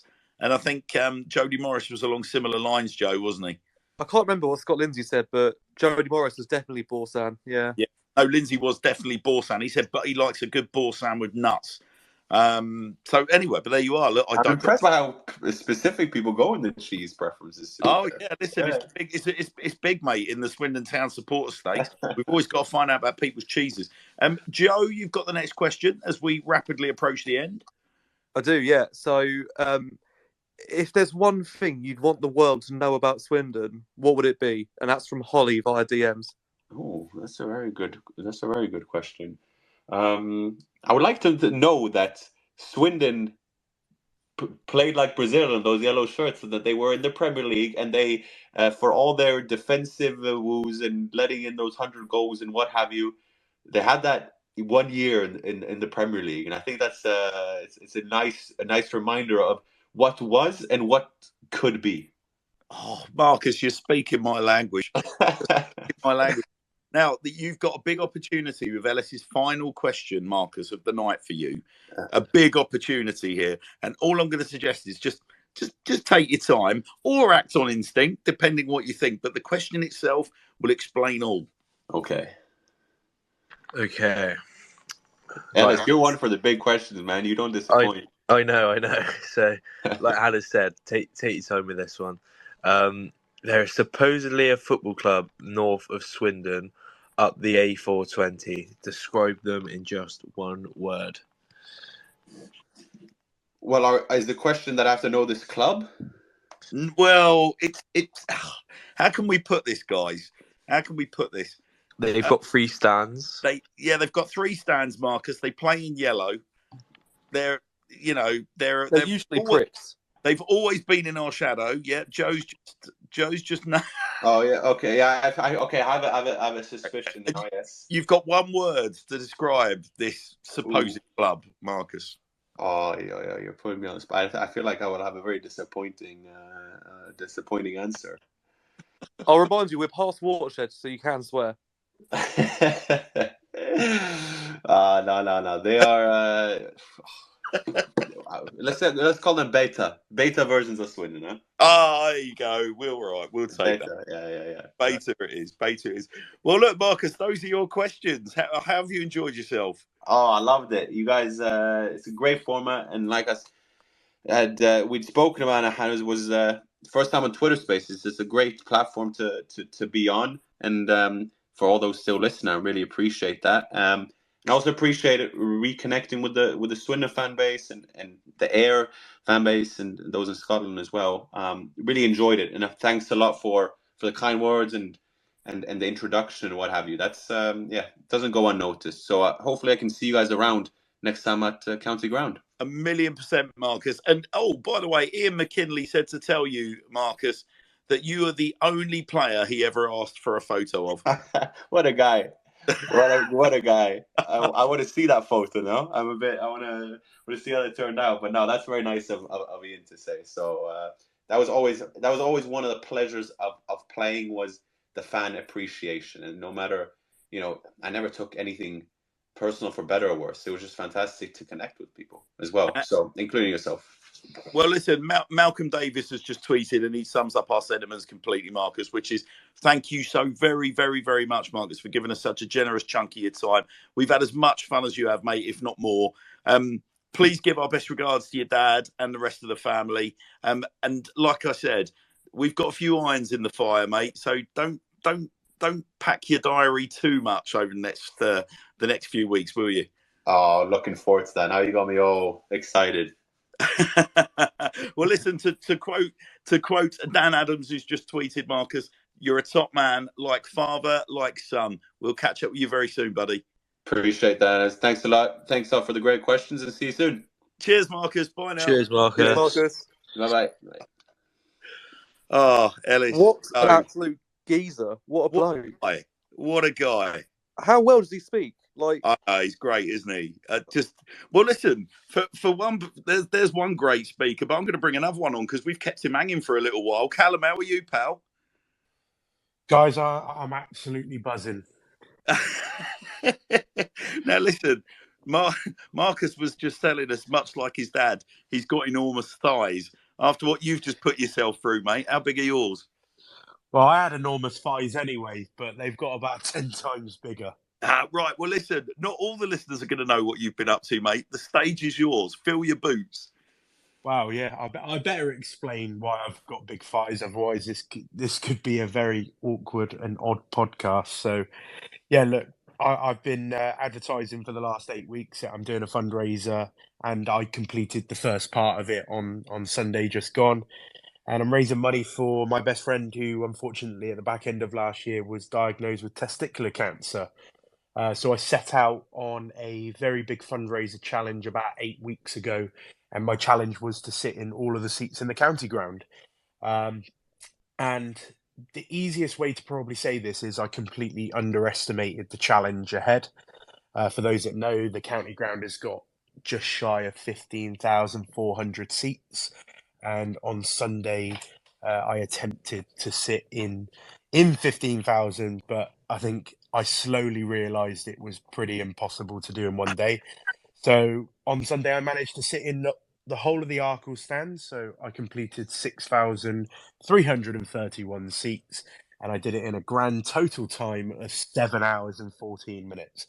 So yeah, That's my thighs are absolutely killing at the moment. yeah, that's nearly 6,500 squats, basically, isn't it? Done there. It essentially is. I did take some very nice donations on the day on Sunday. So I think we went up in GoFundMe by about £300, which was great. I was taking song requests. So I think people are very much looking forward to, if I've recovered in time, to tackle the next part on Sunday before the women's fixture. So, I mean, obviously, talk us through it. Whereabouts in the stand did you start? Did you start at the bottom and work your way up, or the other way around? I started right in the top left-hand corner of the stadium, and I completely regret starting there. Smart, though. Smart. To be fair, surely it's better working your way down. You haven't You got to would climb up those steps. Imagine sitting down, doing squats every 5 seconds, and also climbing steps. Like, double-edged sword.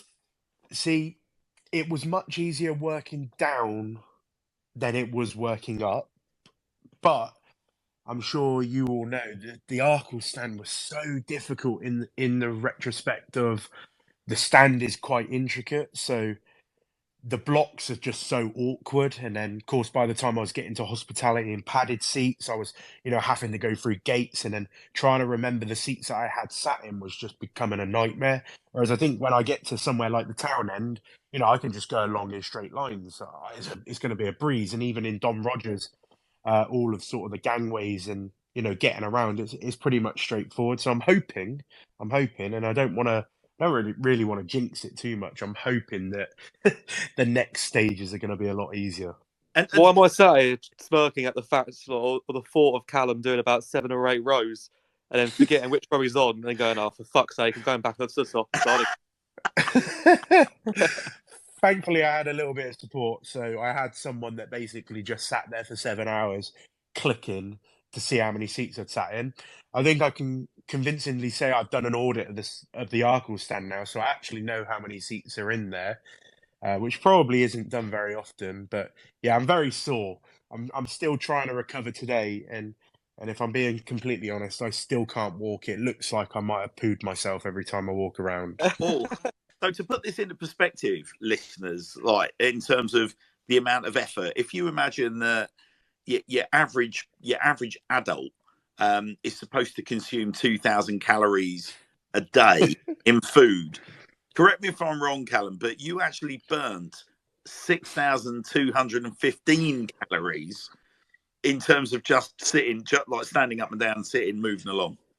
I absolutely did. I think it was averaging at one point where I was doing a calorie per seat. So yeah, I had my Apple Watch on. I'm amazed that my Apple Watch battery stayed alive for 7 hours plus. But I've got to say, it's probably one of the most intense mental and physical challenges I've ever done. But look, it was great because, I haven't seen my best mate in so long. Nathan attended on Sunday as well. And I think he had great satisfaction of watching me go through so much pain after kind of the intense chemo that he's been on kind of since the new year. Yeah. Obviously we don't, we wouldn't want to kind of intrude too much on Nathan's privacy, but is there anything you can tell us about Nathan's story? Appreciate you said obviously he's battling with testicular cancer. He's obviously undergoing chemo and whatnot. Is there anything that you can share, Callum? So Nathan was diagnosed last year with testicular cancer. He's got a very young family. He had his second child actually at the back end of last year, and it's kind of really, one of the reasons why the fundraiser really come about. Me and Nathan have a really close relationship in terms of we've been best friends for the best part of 10 years. And really, I wanted to help support him and the fact that he's got 2 young children. Him and his fiance are getting married next year. So it actually started off before the fundraiser that I just went out and booked them a wedding videographer. So they had a way of capturing their day next year. And it kind of sparked from there that I knew that I could do so much more than, get £1,000 out just to book a videographer. I knew that I could do so much more in terms of being able to support them as a family. So, Nathan works full time to support his family, and his fiance is a full time mum, and it just was difficult because Nathan wasn't going to be able to work because he needed to go through chemotherapy, and we knew it was going to be quite intense due to kind of some of the tumours that he did have. So thankfully, or hopefully, thankfully, he's on his last final week of chemo this week. So we're hoping really that we get some good news in terms of those tumours and some of those numbers are coming down. But, until then, we're all fingers crossed and rooting for that. So going back to your challenge, Callum, and naturally we wish Nathan all the very, very, very best. And you've raised, as I understand it, the best part of £2,500 to date. Unless, has there been any further updates? Yeah, so as we speak at the moment, we're currently on £2,560. Oh, mate, a serious amount of cash. That's due another £160. So that will take us up further because I've got some further raffle money that I'm waiting to drop in the bank to add to the GoFundMe. I'm really delighted to say, I don't know if too many fans actually know about this, but tomorrow Swindon Town are hosting their sponsors dinner evening. Some fans that are sponsors of players may know this, but tomorrow is the sponsors evening, of which they're holding a raffle and an auction as well. And being the great employer of me that Swindon Town are, they have said that they will donate 50% of the proceeds that they make in the auction and the raffle, and that will go towards the GoFundMe as well. And I think the brilliant thing is that I was really, really upset on Sunday when I only managed to complete Arkles. But in hindsight, I'm really glad that I've done it in parts because I can keep this GoFundMe open longer. I can still generate more media interest and do more interviews with people in terms of the journey and the fundraiser that I'm on. And hopefully in parts 2 and 3, with keeping the GoFundMe up, we can just raise more and more money. Yeah, 1,000,000%. I think your legs are quite thankful for that as well.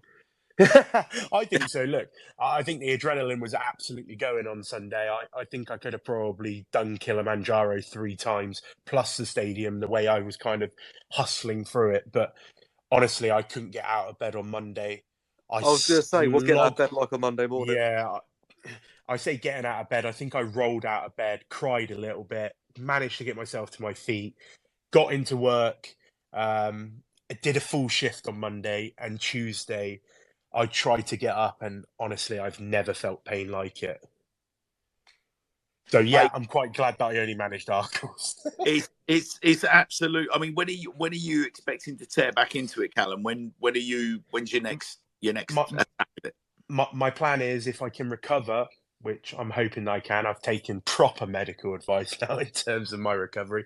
I'm hoping that Sunday before the women's fixture, I can try and tackle the end stands in Stratton Bank and Townend, or at least do one of them this Sunday.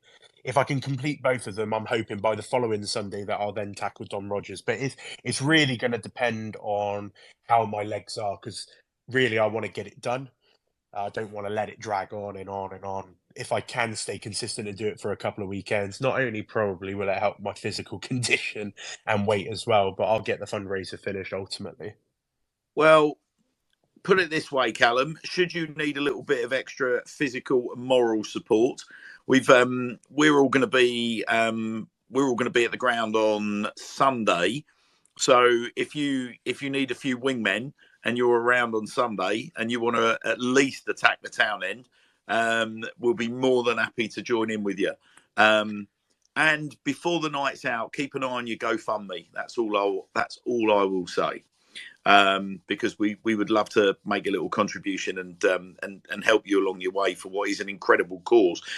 What I will say on your GoFundMe, Callum, I mean, look, the stage is yours. Tell the listeners how they can get involved and what they've got, where they've got to search, or what they've got to search for in order to donate.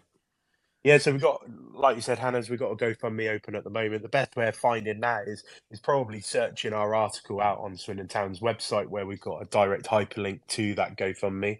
But if you're not so lucky to find that article that's fallen down a bit of the pecking order on Swindon Town website, you can simply go to GoFundMe, type in the title, which is Raising Money for My Best Friend Nathan, and you'll find it with a big, nice picture of our county ground as the photo.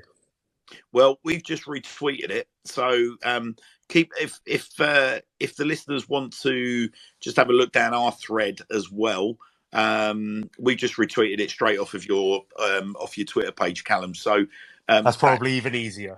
that give you a little bit of a boost. And is there anything else that you need, Callum, like in terms of now and completing? Is there anything else you're gunning for? Is there anything else that us or the listeners can do to help you along the way? Well, if they've got 2 legs, I'll take them.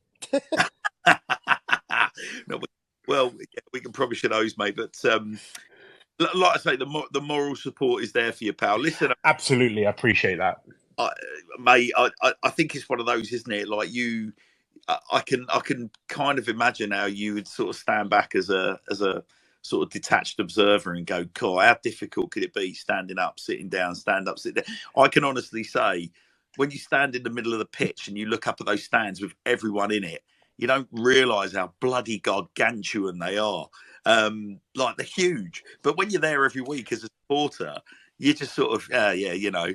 But I mean, you really do appreciate the scale of how big we are as a club, Callum, don't you? When you literally, when you got to tackle every single seat, like it's huge. Yeah, absolutely. I think the squatting in the moving seats probably weren't the worst thing to come out of the day. I posted a couple of photos across my social media of my legs and my shins, and I think the most pain that I've come out with is I've been left with quite a lot of scars on both shins where I've been crashing my shins off the seat in front. So, yeah, I've got quite a fair few marks on my legs that I'm delighted to share with anybody that wants to see that legroom is of the minimum in the county ground. I'm getting flashbacks to Johnny Williams versus Gillingham, Hannah's. My shins still haven't recovered from that. Because, Callum, you're a unit, mate. It's fair to say you're a tall lad. I am. I'm tall and wide, that's for sure. So I'm probably not going to recommend some of those seats to some fans because there was absolutely no leg room in some of them. So yeah, I've got a fair few scars on my legs, but look, at the end of the day, like I said, it was all for a great cause, and you know, part 1's done and part 2 is soon to come. We've had a question, Callum, and come on. It's Callum, are you sure that the amount of money you're raising isn't going towards replacing camera parts destroyed by a certain T-shade of St Kitts and Nevis?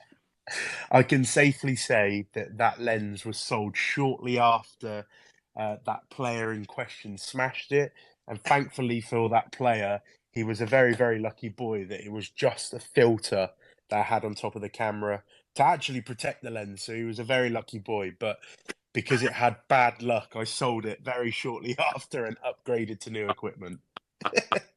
Good on you, mate. Well, listen, like I said, mate, we're right behind you. If there's anything that we can do, indeed the listeners can do, don't be shy, mate. Make sure you bang it, but either bang it on a tweet or contact us directly. And mate, yeah, best of luck with the remaining sort of. I don't mean to rub it in, but with the remaining three legs of your two-legged and squatted challenge. And yeah, all our very, very best to Nathan in his ongoing battles. We wish him and his family all the very best, and we'll catch you very soon, Callum. Thank you very much for having me on.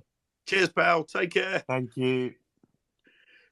I mean, Joe, Ellis, like literally, my point about you realise how big we are as a club when you see when you're pitch side and you look up at our stands full of supporters. Like it, the only way I can describe it is the optical illusion is like the stands themselves are. It's like they're going up and over you like a bloody tidal wave. So I think honestly, the best way to appreciate the size of the ground is like when you're in there and it's empty. So when me and Gabs did the BBC interview, we've obviously walked down the Arkles to the side of the pitch for the interview. And I mean, there are a lot of steps. Like getting back up there was like going for a piss in Wetherspoons. It's big. It is big. Well, yeah, as I say, I mean, it's a hell of a challenge, and I mean, what a job the guy's doing. Like, you know, I think the calorie count is unbelievable. Like when you consider, what was it? I said something like 6,000 calories that he burned through in 7 hours. Imagine that, 7 hours, like working your way through that stand. Like I'm not sure I've burnt 6,000 calories this month. Oh, mate, I mean, listen, just to put this into perspective, I've ridden a bike from central London to Brighton, and I think that's like 3,000, maybe 4,000. So just to kind of put that into perspective, like it's one of those challenges where I think I can understand how maybe Callum, by his own admission, maybe underestimated it. But yeah, I mean, when he's completed it, what a memory as well, by the way. And I'm sorry, MST, I've only just seen your question. And I will get an answer from Callum. So, Callum, I know you're still listening, mate, but MST said, did you notice any funny stickers on the seats? And if so, what was the funniest? If you could let us know by way of tweet, that would be amazing. But listen, Ellis, Joe, we've got a small matter of Stockport to review. So, do we have to? Well, listen, yeah, we kind of do, right? Because I mean, we were obviously at the ground really, really early, and I think we all commented on it. The thing that really struck us was the kind of pre-game optimism, Ellis, wasn't it? There was loads of it about. So, you know, there was obviously we got the stadium purchase, all the celebrations, and all the positivity. You know, you could kind of feel that it was outside the ground. It was very much the kind of, you know, the talk of the morning's preparation. Obviously, we were kicking our show off at about midday, so we get to the ground normally about 11 o'clock, and we're rubbing shoulders with a few players, catching up with the manager and talking to the media guys, and just getting ourselves in the spot where we're ready to go. And it was this really lovely kind of positive vibe. You know, we saw a lot of the players kind of pitch side. They were all bubbling, really positive, really smiling, and all the talk was, yeah, there's still like everything to play for. And then obviously we're involved in all the kind of pre-game prep, and it doesn't get much better than having, you know, Don Rogers and John Trollope coming on the pitch to talk to you about 1969. And then you add in Michael Doughty getting to do a lap of honour with the 2020 trophy. There was a really lovely feel-good factor. And then the cherry on top, we got the ED trustees and John Carter himself, who signed off the cheque, coming out on the pitch and taking their rightful acclaim as well. So it was really, really nice buzz around the 9,500 fans that made their way into the county ground. A hell of a crowd when you consider that we're playing Stockport County, who I know are kind of riding okay in the league, you know, and looking good for playoffs. But for a League Two gate, that was pretty special. And then obviously there I was making my way up the Arkles, just sort of like putting my bag away. And you suddenly heard this enormous roar, and I've turned around to see Jakey barreling his way through one of the Stockport strikers, and 40 seconds in, we're looking at a red card. I mean, what went through your mind, boys? It's the last thing that you would have wanted to happen in that moment. But it's the only thing that would happen. Exactly. The one positive thing I would say is probably out of any player on that pitch, I'd probably want it to be him. Because, you know, you take off, you know, Blake Tracy, for example, if he gets sent off, if Tomlinson gets sent off, I think that has an even bigger impact on that game. But yeah, 40 seconds in, we're playing with 10 men the whole game. It's really not ideal, is it? I mean, here's a question for you both. Yeah. Can you recollect a quicker sending off for Town? No, because I'm not sure I can. No, as far as I'm concerned, that's the fastest I've ever come across. And I think Rich Banyard, who obviously runs the wonderful Swindon-Town-FC.co.uk, has confirmed there's nothing on his extensive database to suggest that there is a faster sending off than that. I mean, it was a bit of a strange one, wasn't it? Because obviously Joe Tomlinson's lost his footing, so it pretty much presents the lad with a tap in. And all the talk sort of so far through our usual channels has been, you know, you let him score, don't you? And then you say to yourself, right, we've got another 89 minutes to make good. I mean, and knowing what we know in hindsight, you know, we were more than a match for Stockport with 10 men. So with 11, I kind of get the narrative. But at the same time, it looked to me that almost like it was a classic sort of attacker or striker looking to get back and defend. And it looked like just a mistimed run. So, and then I think once he's realised he can motor, Jake, can't he? Can absolutely motor. And I kind of got the impression, like watching it, as I've heard the roar as he's got, you know, gone sort of steaming in. I kind of got the impression that he was then caught in two minds. Right, if I go to ground, there's a chance this is going to be a red. So do I go to ground? Don't I go to ground? And in the end, he's just ended up making contact with him and he sent him absolutely sprawling. All he's got to do is just, even if he dives in, just make it look like you're going for the ball. I just think you go through the back of him, just literally make a attempt for the ball, and it's not a red card.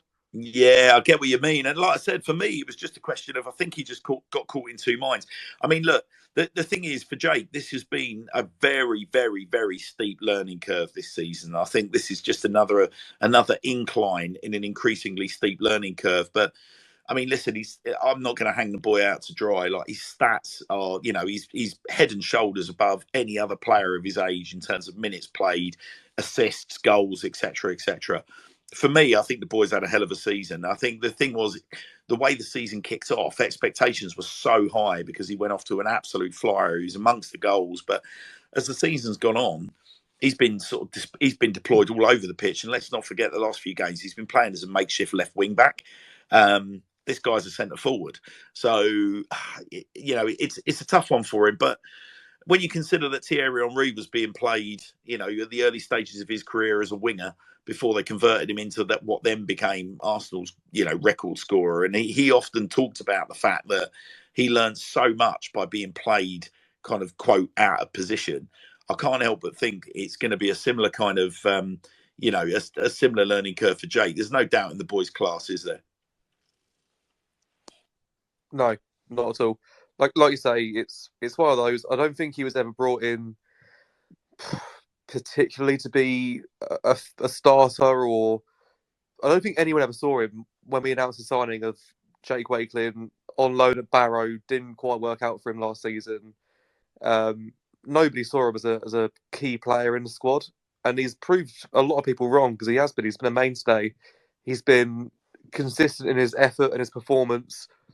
Obviously, goals dried up a little bit after the new year, but they started trickling back a little. He's scored the most goals for a player under 21 in maybe, is it the Football League or is it just League Two? No, it's the bottom two divisions. He's the sort of standout performer. There you go. I mean, we've got a very young squad. We know that they're inconsistent. They're learning. Just next season, honestly, you know, if he's still here next season, which we hope he would be, we've probably got a player on our hands. We've got a player on our hands now, but I think next season, especially with a good pre-season, give him a bit of the Harrison Minturn pre-season treatment. Yeah, well, we could be looking at a decent player next season. Yeah, he's only 21. He's got plenty of time to develop into the player that he's going to be. He's still growing into his body, and he's got the football ability. Like, it's there to see. Yeah, he's got the foundations, and all he needs now is experience. I mean, listen, as far as I'm concerned, if we haven't got the injury problems that we've had down the left-hand side, you've got him playing as, you know, either in a front two with Charlie Austin or in a front three with Charlie and Hepburn Murphy. And I still maintain that in League Two, that is a forward line that will strike fear in the heart of any defence at this level. Any defence. I like, you know, and I think he's only going to get better. So, but look, I mean, we won't dwell too much on that. One of the things that I've seen referees get pelters before, but I don't think I've ever seen an entire stadium, including portions of the away support, join in with "Stand Up If You Hate the Ref." That really was quite something, wasn't it? It was something else. Honestly, it was. Yeah, you know, you can't argue that it was a penalty and even a red card. Probably everyone in this live now probably agrees that was a penalty and a red. But some of the decisions that he was coming out with was I could not get my head round. Do you know what I wasn't there myself, but the Hepburn Murphy penalty shout just after the red, I stand by, that was a pen. Yeah, and I tweeted straight after the game that I think it was Gab Sutton. Gabe Sutton said essentially, asking for observations from this weekend's action, and I just said, well, for me, the biggest takeout was the best referees are the referees that you sort of seldom notice.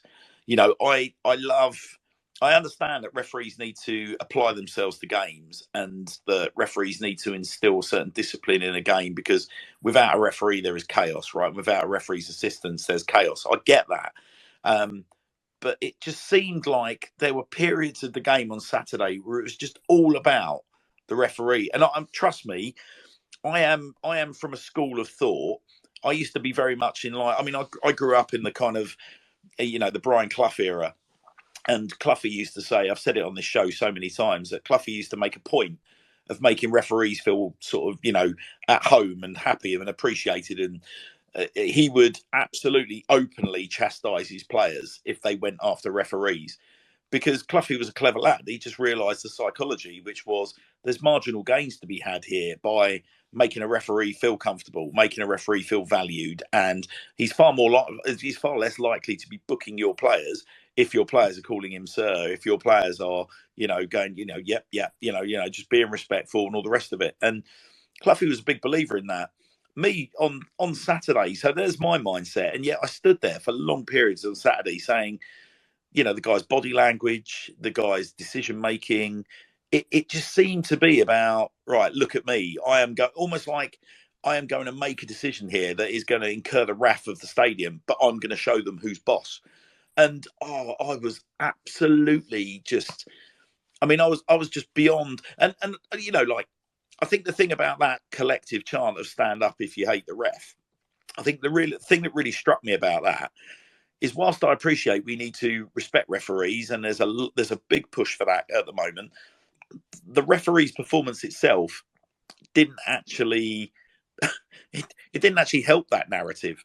Like, it just did not help that narrative at all. And this is where you kind of got to say to yourself, look, there has to be a balance.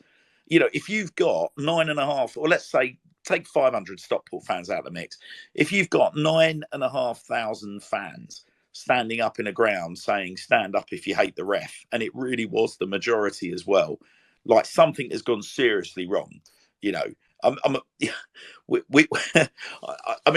not much more that I can really add to it, other than,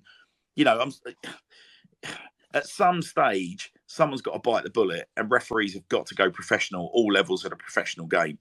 I cannot fathom why you have got amateur referees refereeing professional fixtures. Like, I just cannot get my head around it. But look, let's park that, because I've got a question for both of you, and the question is quite straightforward. Is Jody Morris and Ed Brand working? In terms of short term, don't know. It's a tricky one. In terms of short term, we won 2 out of 10 games. Yeah, exactly. We haven't seen an immediate effect, but then again, Jody Morris did say I can't remember if it was his first press conference, but it was certainly one of them, that it's going to take time for this team to change, to work to how he wants to play, sort of a high pressing team. We haven't. He said when he took charge, didn't have the fitness. So it's one of those things. He's going to need time. He also didn't have the chance to bring in any of his own players, which is another, quite big factor. But like Joe said, he's won 2 in his first 10 games, and you can't argue with that. I suppose the thing that I would add to that as well, like, ultimately we knew he was joining the club. He was at the Gillingham game, which was what, early to mid-January. It's then taken us until deadline day to actually secure his contract and his appointment at the club. It's taken an extra almost 3 months to get his assistant sorted. He openly said in his first presser that he wanted one player on deadline day, which we didn't refuse, but we failed to get over the line. Hence why we brought in Dylan Kadji in the last minute, and then we've said that Dylan Kadji is like a third or fourth choice signing, which is just going to destroy the lads' confidence from the actual start. He's also then been extremely unlucky with injuries. You know, we brought in Joe Tomlinson at the time he was injured. Is that the signing that we needed at the time? I think we need him next season. I think it's good that he's here. He's, like I say, we've been consistently like unlucky with injuries as well during his tenure. The discipline's been absolute toss. Like, we've probably had a red card in at least half of his games this season. I'm thinking Salford. Where else do we have one? Gillingham, technically, I suppose he was in the stands. Saturday, that's 3. I think I'm missing one more. It's just he's not been given the right tools, I don't think, to properly succeed. So all we can do, at the very least, that Swindon fans can give the guy, is a summer where he's given the right tools. He's given the authority to make the decisions and choices that he wants to make, to give himself the confidence that he's got the right tools at hand to complete a task or to complete his objectives as Swindon manager. We have to give him that opportunity, and ultimately, I think there's probably going to be quite a few changes in the summer. I mean, yeah, it was an interesting one. I think recent narrative that all around Jody Morris all seems to be about, you know, the tactical shifts that people are seeing, the little tweaks that they're seeing in game. Leighton Orient was a really good example of that. Little tweaks that he's made that have actually kind of delivered the goods. You know, substitutions, kind of, you know, the substitutions that he makes, kind of, you know, you sort of stand there kind of going, yeah, that sort of makes sense. I mean, the one player that Jody Morris has brought in as well is George McEachran, and he's been outstanding. Yeah. Yeah, I mean, he has, hasn't he? I mean, there was obviously on Saturday, I think the thing that, you know, was frustrating most people around us was the fact that, you know, it was quite obvious there had been 0 shots. And at a time where the penny dropped with yours truly was around the time that George McEachran then skewed his shot out for a throw-in. And you're kind of going, oh, right, okay. You're looking at that and you're thinking, it is pretty, I mean, up until that point, we were kind of containing them, weren't we? Like, if the other, you know, the midfield third, if you will, and the defensive third, you know, there seemed to be sort of, you know, there was containment there. Like, we were looking comfortable, but there was just no penetration at the top end of the pitch. And I kind of, when Charlie went off at half time, I kind of understood it, because I was like, right, okay, so you're going down to 10 men. You know, there was that moment where Charlie was fed through in the first half by Hepburn Murphy, and you could see that Charlie's legs aren't quite where they were back in 2010, understandably so. But, you know, so I sort of looked at that when I saw Hepburn Murphy was up top on his own. I thought, right, he's got the legs, he's got the power, providing that there's no, you know, there isn't an injury problem there. I can understand him playing as a lone striker. But then as the more and more the game wore on, the more I thought we actually could do with Charlie up there and his movement, like his clever movement. And the fact that Charlie is Charlie, right? So he occupies 1 or 2 defenders like for 90 minutes. You cannot give the guy a second space. So I was sort of, that's the first time I found myself kind of really sort of looking and analysing a Jody Morris kind of tactical shift and going, I'm not sure about that, you know. I'm really not sure about that. Obviously, they've gone on, got a late-ish winner. I mean, I think it's fair to say that it was stubborn resistance on our part. And around that sort of time, there was a sort of collective chant again, going after the technical director. I mean, we've not heard a lot from Sandro, have we, Ellis, Joe, like the last few weeks? There's been a lot of rumours that he's not at the club, but at the same time, he's still being seen at games.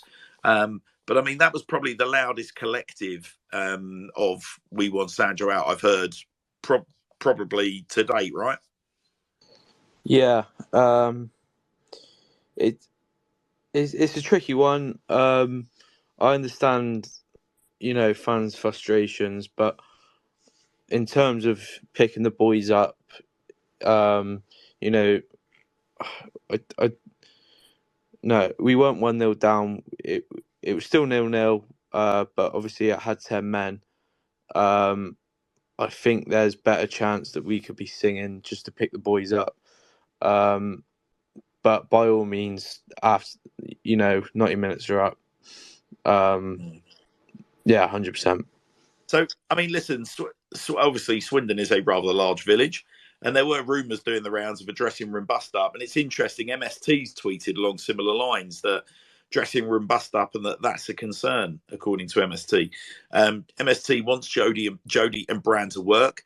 The good news is, in his opinion, no club is going to go in for Jody anytime soon. I mean, I guess that's part of the thing, isn't it? That I think if we're looking at this from a glass half full point of view, between now and the end of the season, if we have a bad run of results, but Jody's putting his plans together behind the scenes and getting us all geared up for next season, then I think we're all fairly kind of. I mean, if Jody had come in, hit the ground running, and then let's say carried us into the playoffs or on the cusp of automatic promotion, you can imagine admiring glances are going to be turned his way. We've been here before, right? We've seen it with, obviously more recently with Richie Wellens. You saw it with DeCanio, you saw it with Ardiles, saw it with Macari, saw it with Hoddle, saw it to an extent with Steve McMahon. So it's par for the course when we bring these names through. Dennis Wise was another cracking example. When we give these big names an opportunity, the big clubs are already feels like they're already sniffing around before they've even started. So, yeah, I think MST makes a very, very good point. Dressing room bust up though, Ellis, have you obviously you're Melksham based, Joe? You're like me, you're a long distance traveller. But I mean, have you heard anything about a bust up, gentlemen? I think I saw something on Twitter, an article, but that's sort of all I've heard. Ultimately, in my head at least, I've not seen the rumours. I kind of hope they're true because it's not been good enough. We've dropped out of the playoffs with such a steep decline over the last few months. Like, these guys are professionals. They take pride in their work. They go out there on a Saturday. Saturday 3 till 5:30 is their entire working week, essentially, in a couple of hours. And their objective or their task at work is to get this team promoted, and they're failing at it. So if they're sat in the changing rooms happy as Larry and patting each other on the back and rubbing each other on the tummy and telling them how good they are, there's something wrong. So yeah, I'm happy if there is a bust up because ultimately there fucking needs to be. Well, I'll tell you what. I mean, from my perspective, when the final whistle went, I don't know. There was this strange feeling in the town end of, you heard the sort of words to the effect of there's a sense of inevitability in that. Obviously, the sending off after 40 seconds. I think the fact was you saw a bunch of lads out there like really putting a shift in, just wasn't good enough in the final third. Stockport right up there gunning for playoffs. And the fact is, like, we've contained them with 10 men. With 11, I think everyone realised we could have beat them. So it was a bit like, hey ho. But like most things, as long as you see players in your shirts busting a gut, you tend to sort of forgive a defeat. I think the thing that at the same time though, if there is this sort of sense of inevitability and acceptability, I'm with you, Joe. I kind of hope that the players feel that and then go in the changing room and go, hang on a minute, that shouldn't be right. I mean, there wasn't just like a fog of boos, was there, at the final whistle? There wasn't any of that. It was just a bit of right, the whistle went and it was like, well, there's the season then. So I think if I am a player, yeah, quite right, Joe. I think I'd want to go in. I'd want to be booting the door open. If I'm a senior pro, I want to be standing there going like, WTF, like what? With all due respect, like this season, that's not good. Like, what? All right, so we've gone out and we've huffed and puffed. But if there was anyone sort of smiling after that shift, I'd literally want to see their heads being flushed down toilets. I'd want to know what the hell's going on. I mean, look, 9,500 in attendance, guys. As I said, do you think the silent majority have still got faith with with what's going on with the manager? Do you think the silent majority is still very much behind him ahead of the new season?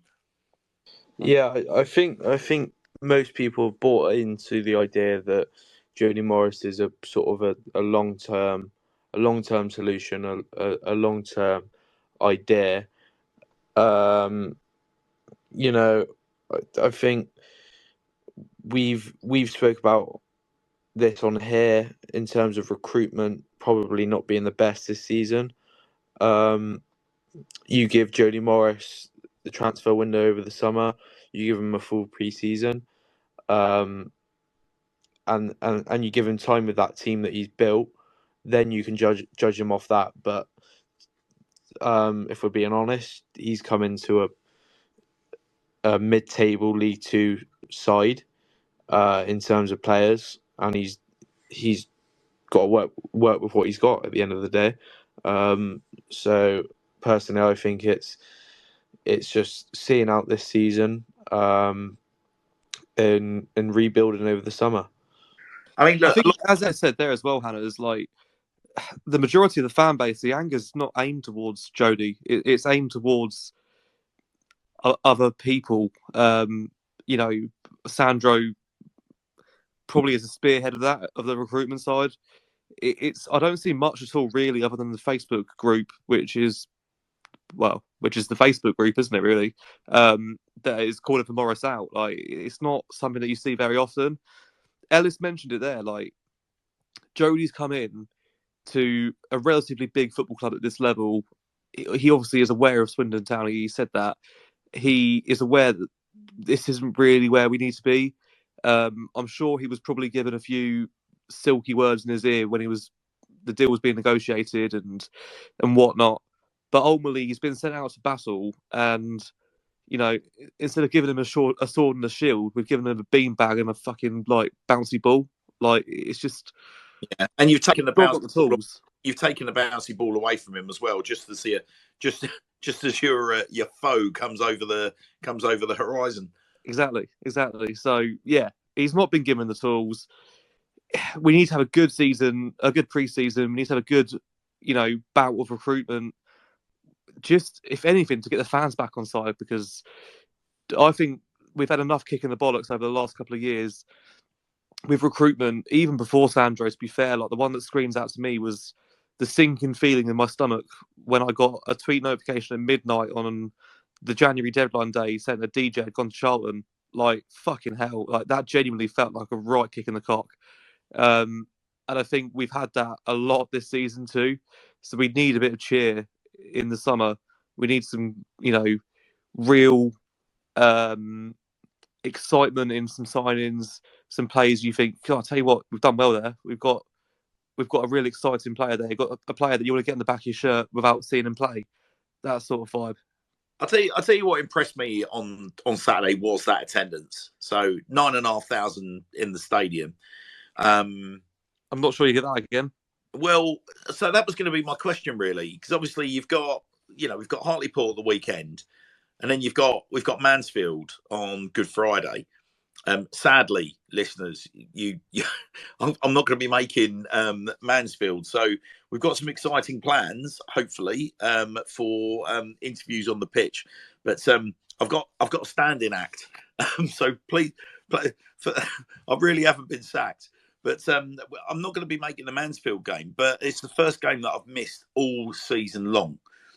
But the thing that I really, really hope that attendances hold between now and the end of the season, because I really do want people to understand that, and because I need to believe, like, we're on a journey, as a football club, we are on a journey.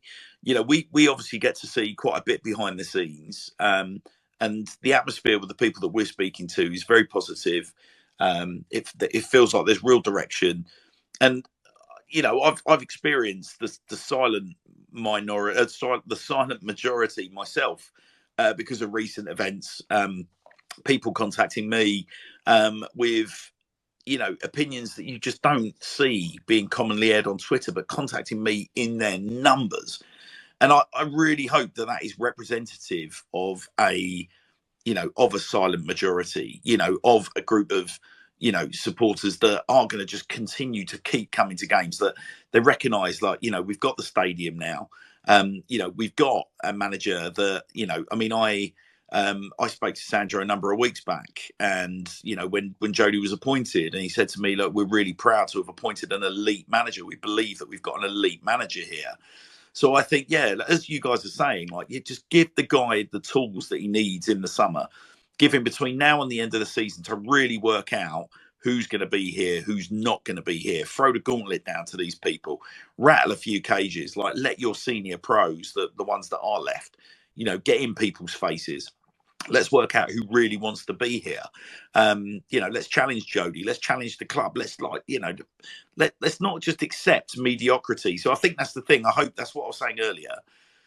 I hope that the players did react to that sense of, do you know what, we're just accepting that the season's over. I really do hope that there was a positive reaction. But look, moving on. I hate to start going into areas where we're going to start talking about red cards again, but it would be remiss of me not to mention last night at the Raymac, Salisbury 2, Swindon Town 3. So a bit of a development side 11 with some a real interesting blend of fringe first team players and youngsters have raced into a 3-0 lead. Dylan Kadji, 2 goals, and Tommy Adeloy, who we spoke about earlier with Markus Fjortoft, erstwhile Ayr United, a colleague of Marcus's, amongst the goals. And then a red card for Abu Kanu, and then in amongst all the carnage, Salisbury pulled a couple of goals back. And had it not been for the heroics of Jack Copland in goal, we could have been looking at an exit from the Wiltshire Premier Shield. As it is, we are looking at the day after Crawley, final game of the season, I believe. We've got a cup final, boys, haven't we? Does it really matter, though? Or do you think as a fan base, we can have a bit of fun with this? Do you think as a fan base, we could actually turn the Wiltshire Premier Shield, the final of which is going to be at the county ground? Wouldn't it be amazing if we packed the place? Wouldn't that be? We're going to do like let's the get a opposite, sellout. or the cup version of let's pretend we've scored a goal, and let's just do let's pretend we've won the Champions League. Oh, can you imagine? Like, it would be so Swindon Town of all of our supporters to just get off their asses that day, come down to the county ground, like literally, like in advance, make sure the club are aware that, just through ticket sales alone, that they're going to need to open more than just the Arkles. I would love it. I mean, just as an occasion at the end of the season, even if it's just to send a message to people, I would absolutely love it if we packed it out.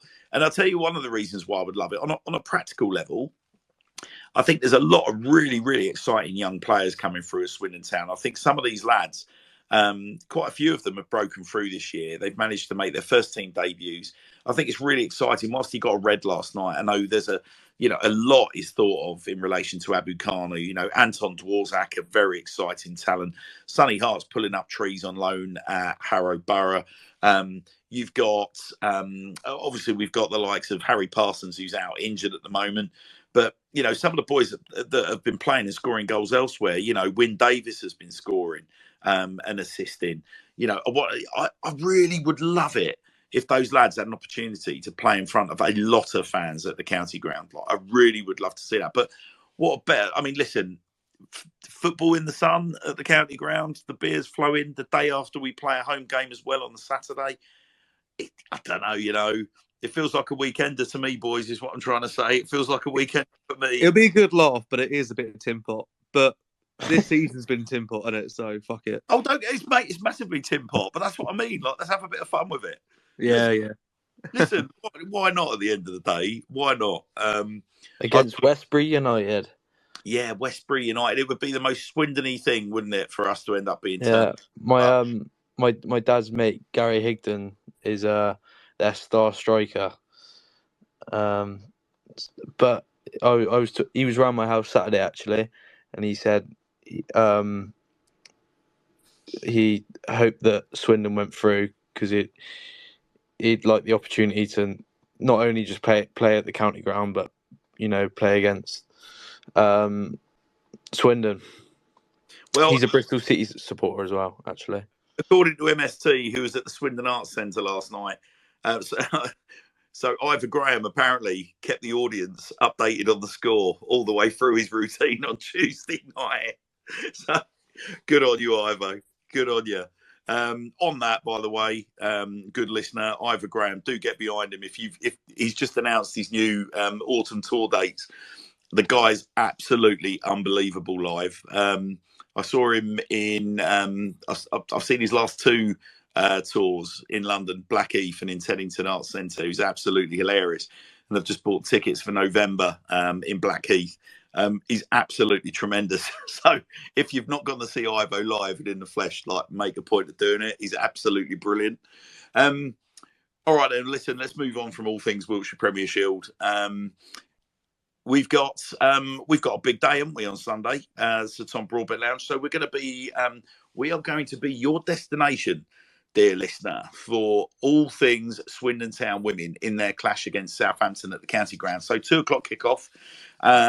We are going to commence our coverage. So we've got you covered. Live coverage on the Sir Tom Broadbent Lounge in terms of all the pre-match build-up, interviews with management, with players, and pretty much anyone that we can literally drag over to a mic. And then we've got alternative commentary, which we will kick off from 2 p.m. We're just working out at the moment which member of the squad is going to be available to us, but we're going to have a member of the squad up with us summarising, and it will be myself and Joe and Ellis and Adam providing you with commentary, both pitch side and up in the commentary box as well. We've got a load of entertainment planned as well. I'll be getting on the mic at some stage. We should be having some guests out on the pitch.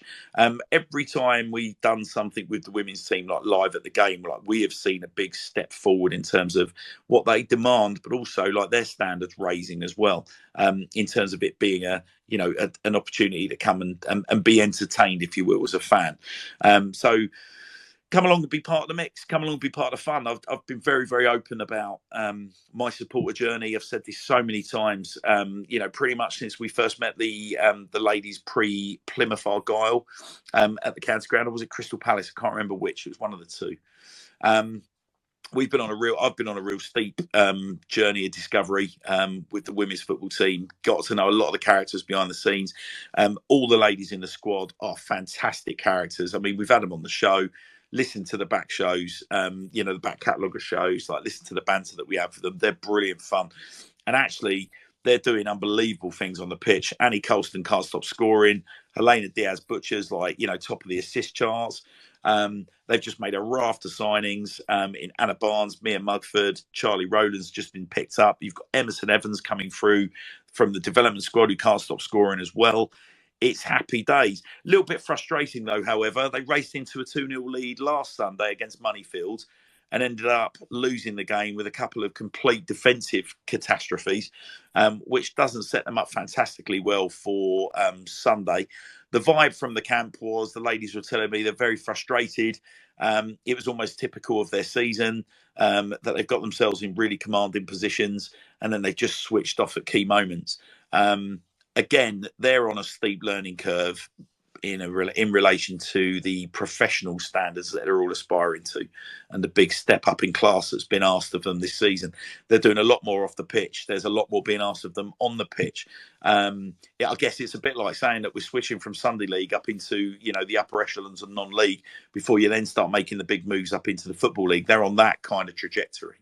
But nonetheless, on Sunday, they got Southampton, mighty Southampton at the county ground, who were on a similar journey. So Southampton, one place above Swindon Town ladies, and they're chasing down the top four, just as our ladies team as well. So we wish them all the best. Tune in to the Tom Broadbent Lounge. We should be live from, I would imagine, about 11:30. We will we'll release more details as we get a bit closer to the time. But between now and then, we've also got a small matter of a trip to the northeast for a few hardy souls. Ellis and Joe, either of you guys going? Absolutely not. Hartlepool United on Saturday. Absolutely not. I could think of nothing better. So Hartlepool United sacked Keith Curle in late February. They've been struggling badly all season. They replaced Keith Curle with Jan Aage, former York City manager. And it's fair to say that he's improved things. He's made them a lot harder to beat, which is kind of, I don't know, there's some interesting omens. Let's just say this for Swindon Town ahead of Saturday. So given some of the challenges that we've talked about, Hartlepool still find themselves second at bottom. Because Crawley have been improving of late, they're now 5 points adrift, second at bottom. But they've drawn their last 5 games. The last time they actually won a game was on the 4th of February away at Doncaster. They've got the worst defensive record in the league, but weirdly, they've scored the same number of goals as us and Leyton Orient. So how'd you like that? The irony alert, however, there's a couple to look out for. On Saturday, they drew with Leyton Orient. So if you consider we got to draw out Leyton Orient, all right, it's worth considering. Saturday's late equaliser came from a Stockport bloody loanee late in the game. So Connor Jennings, who's on loan from Stockport County, hit a late equaliser, 10 minutes to go. Ringing any bells? So, hey, listen, but look, we'll wrap up the show by just taking your predictions, guys. Ellis, what are you thinking on Saturday? I'll take a prediction in terms of, do you think we're going to take many fans up there? Obviously, we have travelled away in our numbers this year. There's me sort of appealing that, look, we could have a lot of fun with the Wiltshire Premier Shield at the county ground, but obviously a trip to Hartlepool United is quite a mission. How many do you reckon we're going to take up there? Tricky one. Probably 200, I reckon. Good. Okay, so 200, make it up to the northeast. And what do you think, mate, score-wise? I think we're going to nick it. I think we're going to see a reaction from the players. I think 2-0, I reckon. And we're going to see a header from Brewitt and a 30-yard wonder strike from Charlie Austin. All right. I'll take that. How about you, Joe? In terms of fans going up, I think we'll do more than 200. I think we might get 300, maybe pushing 4. It's one of those games again against the bottom of the table team, away from home. We really should be winning. So I think we'll go 2-0 up in the first 10 minutes with a Charlie Austin double. Then I think it'll be pegged back to 2-2 at half-time. I think it'll be 3-2 to Hartlepool early on in the second half. Then I think Charlie Austin gets his hat-trick, adds a 4th goal on top of that to go 4-3 up. And then I think in injury time they equalise with a header from a corner. Oh, wait, we've done this before, haven't we? Yeah, I think it'll be 4-4. Please, no. Well, I'll give you mine. I think... thank you, MST, who's just tweeted, said that the shop said that 360 tickets have been sold today. So it's looking like we're going to have healthy numbers up there. I think we're going to have a good 600 are going to make that journey. I think it's going to be I think we'll have a decent crowd go up there. Hang on, what am I thinking? So Wednesday, 600? No, let's say 500. Knock 100 off. I think we're going to have 500 town fans up there. I think it's going to be, I think they're going to grind us down. I think they're going to get a draw out of us, which won't suit them or us. But it's another point. It's not a defeat. I can see it being I think it's going to be a 1-1 draw, unfortunately. And yeah, it's not going to do much for morale. I think our goal's going to be scored by Rashawn Hepburn-Murphy. And yeah, and then we reconvene again next week for we'll reconvene on Sunday for women's football in Swindon, before then picking over the bones of a healthy women's victory against Southampton, and a point on the Sir Tom Broadbent Lounge for discussion next week. But listen, what a show. So just to recap, wonderful to hear from Markus Fjortoft at length. And if you've tuned in late, do go back and listen to the recorded show. He was absolutely splendid, sparkling form. Reminded me so much of his dad talking, but at the same time, very much his own man as well. What a fascinating life journey that guy's had.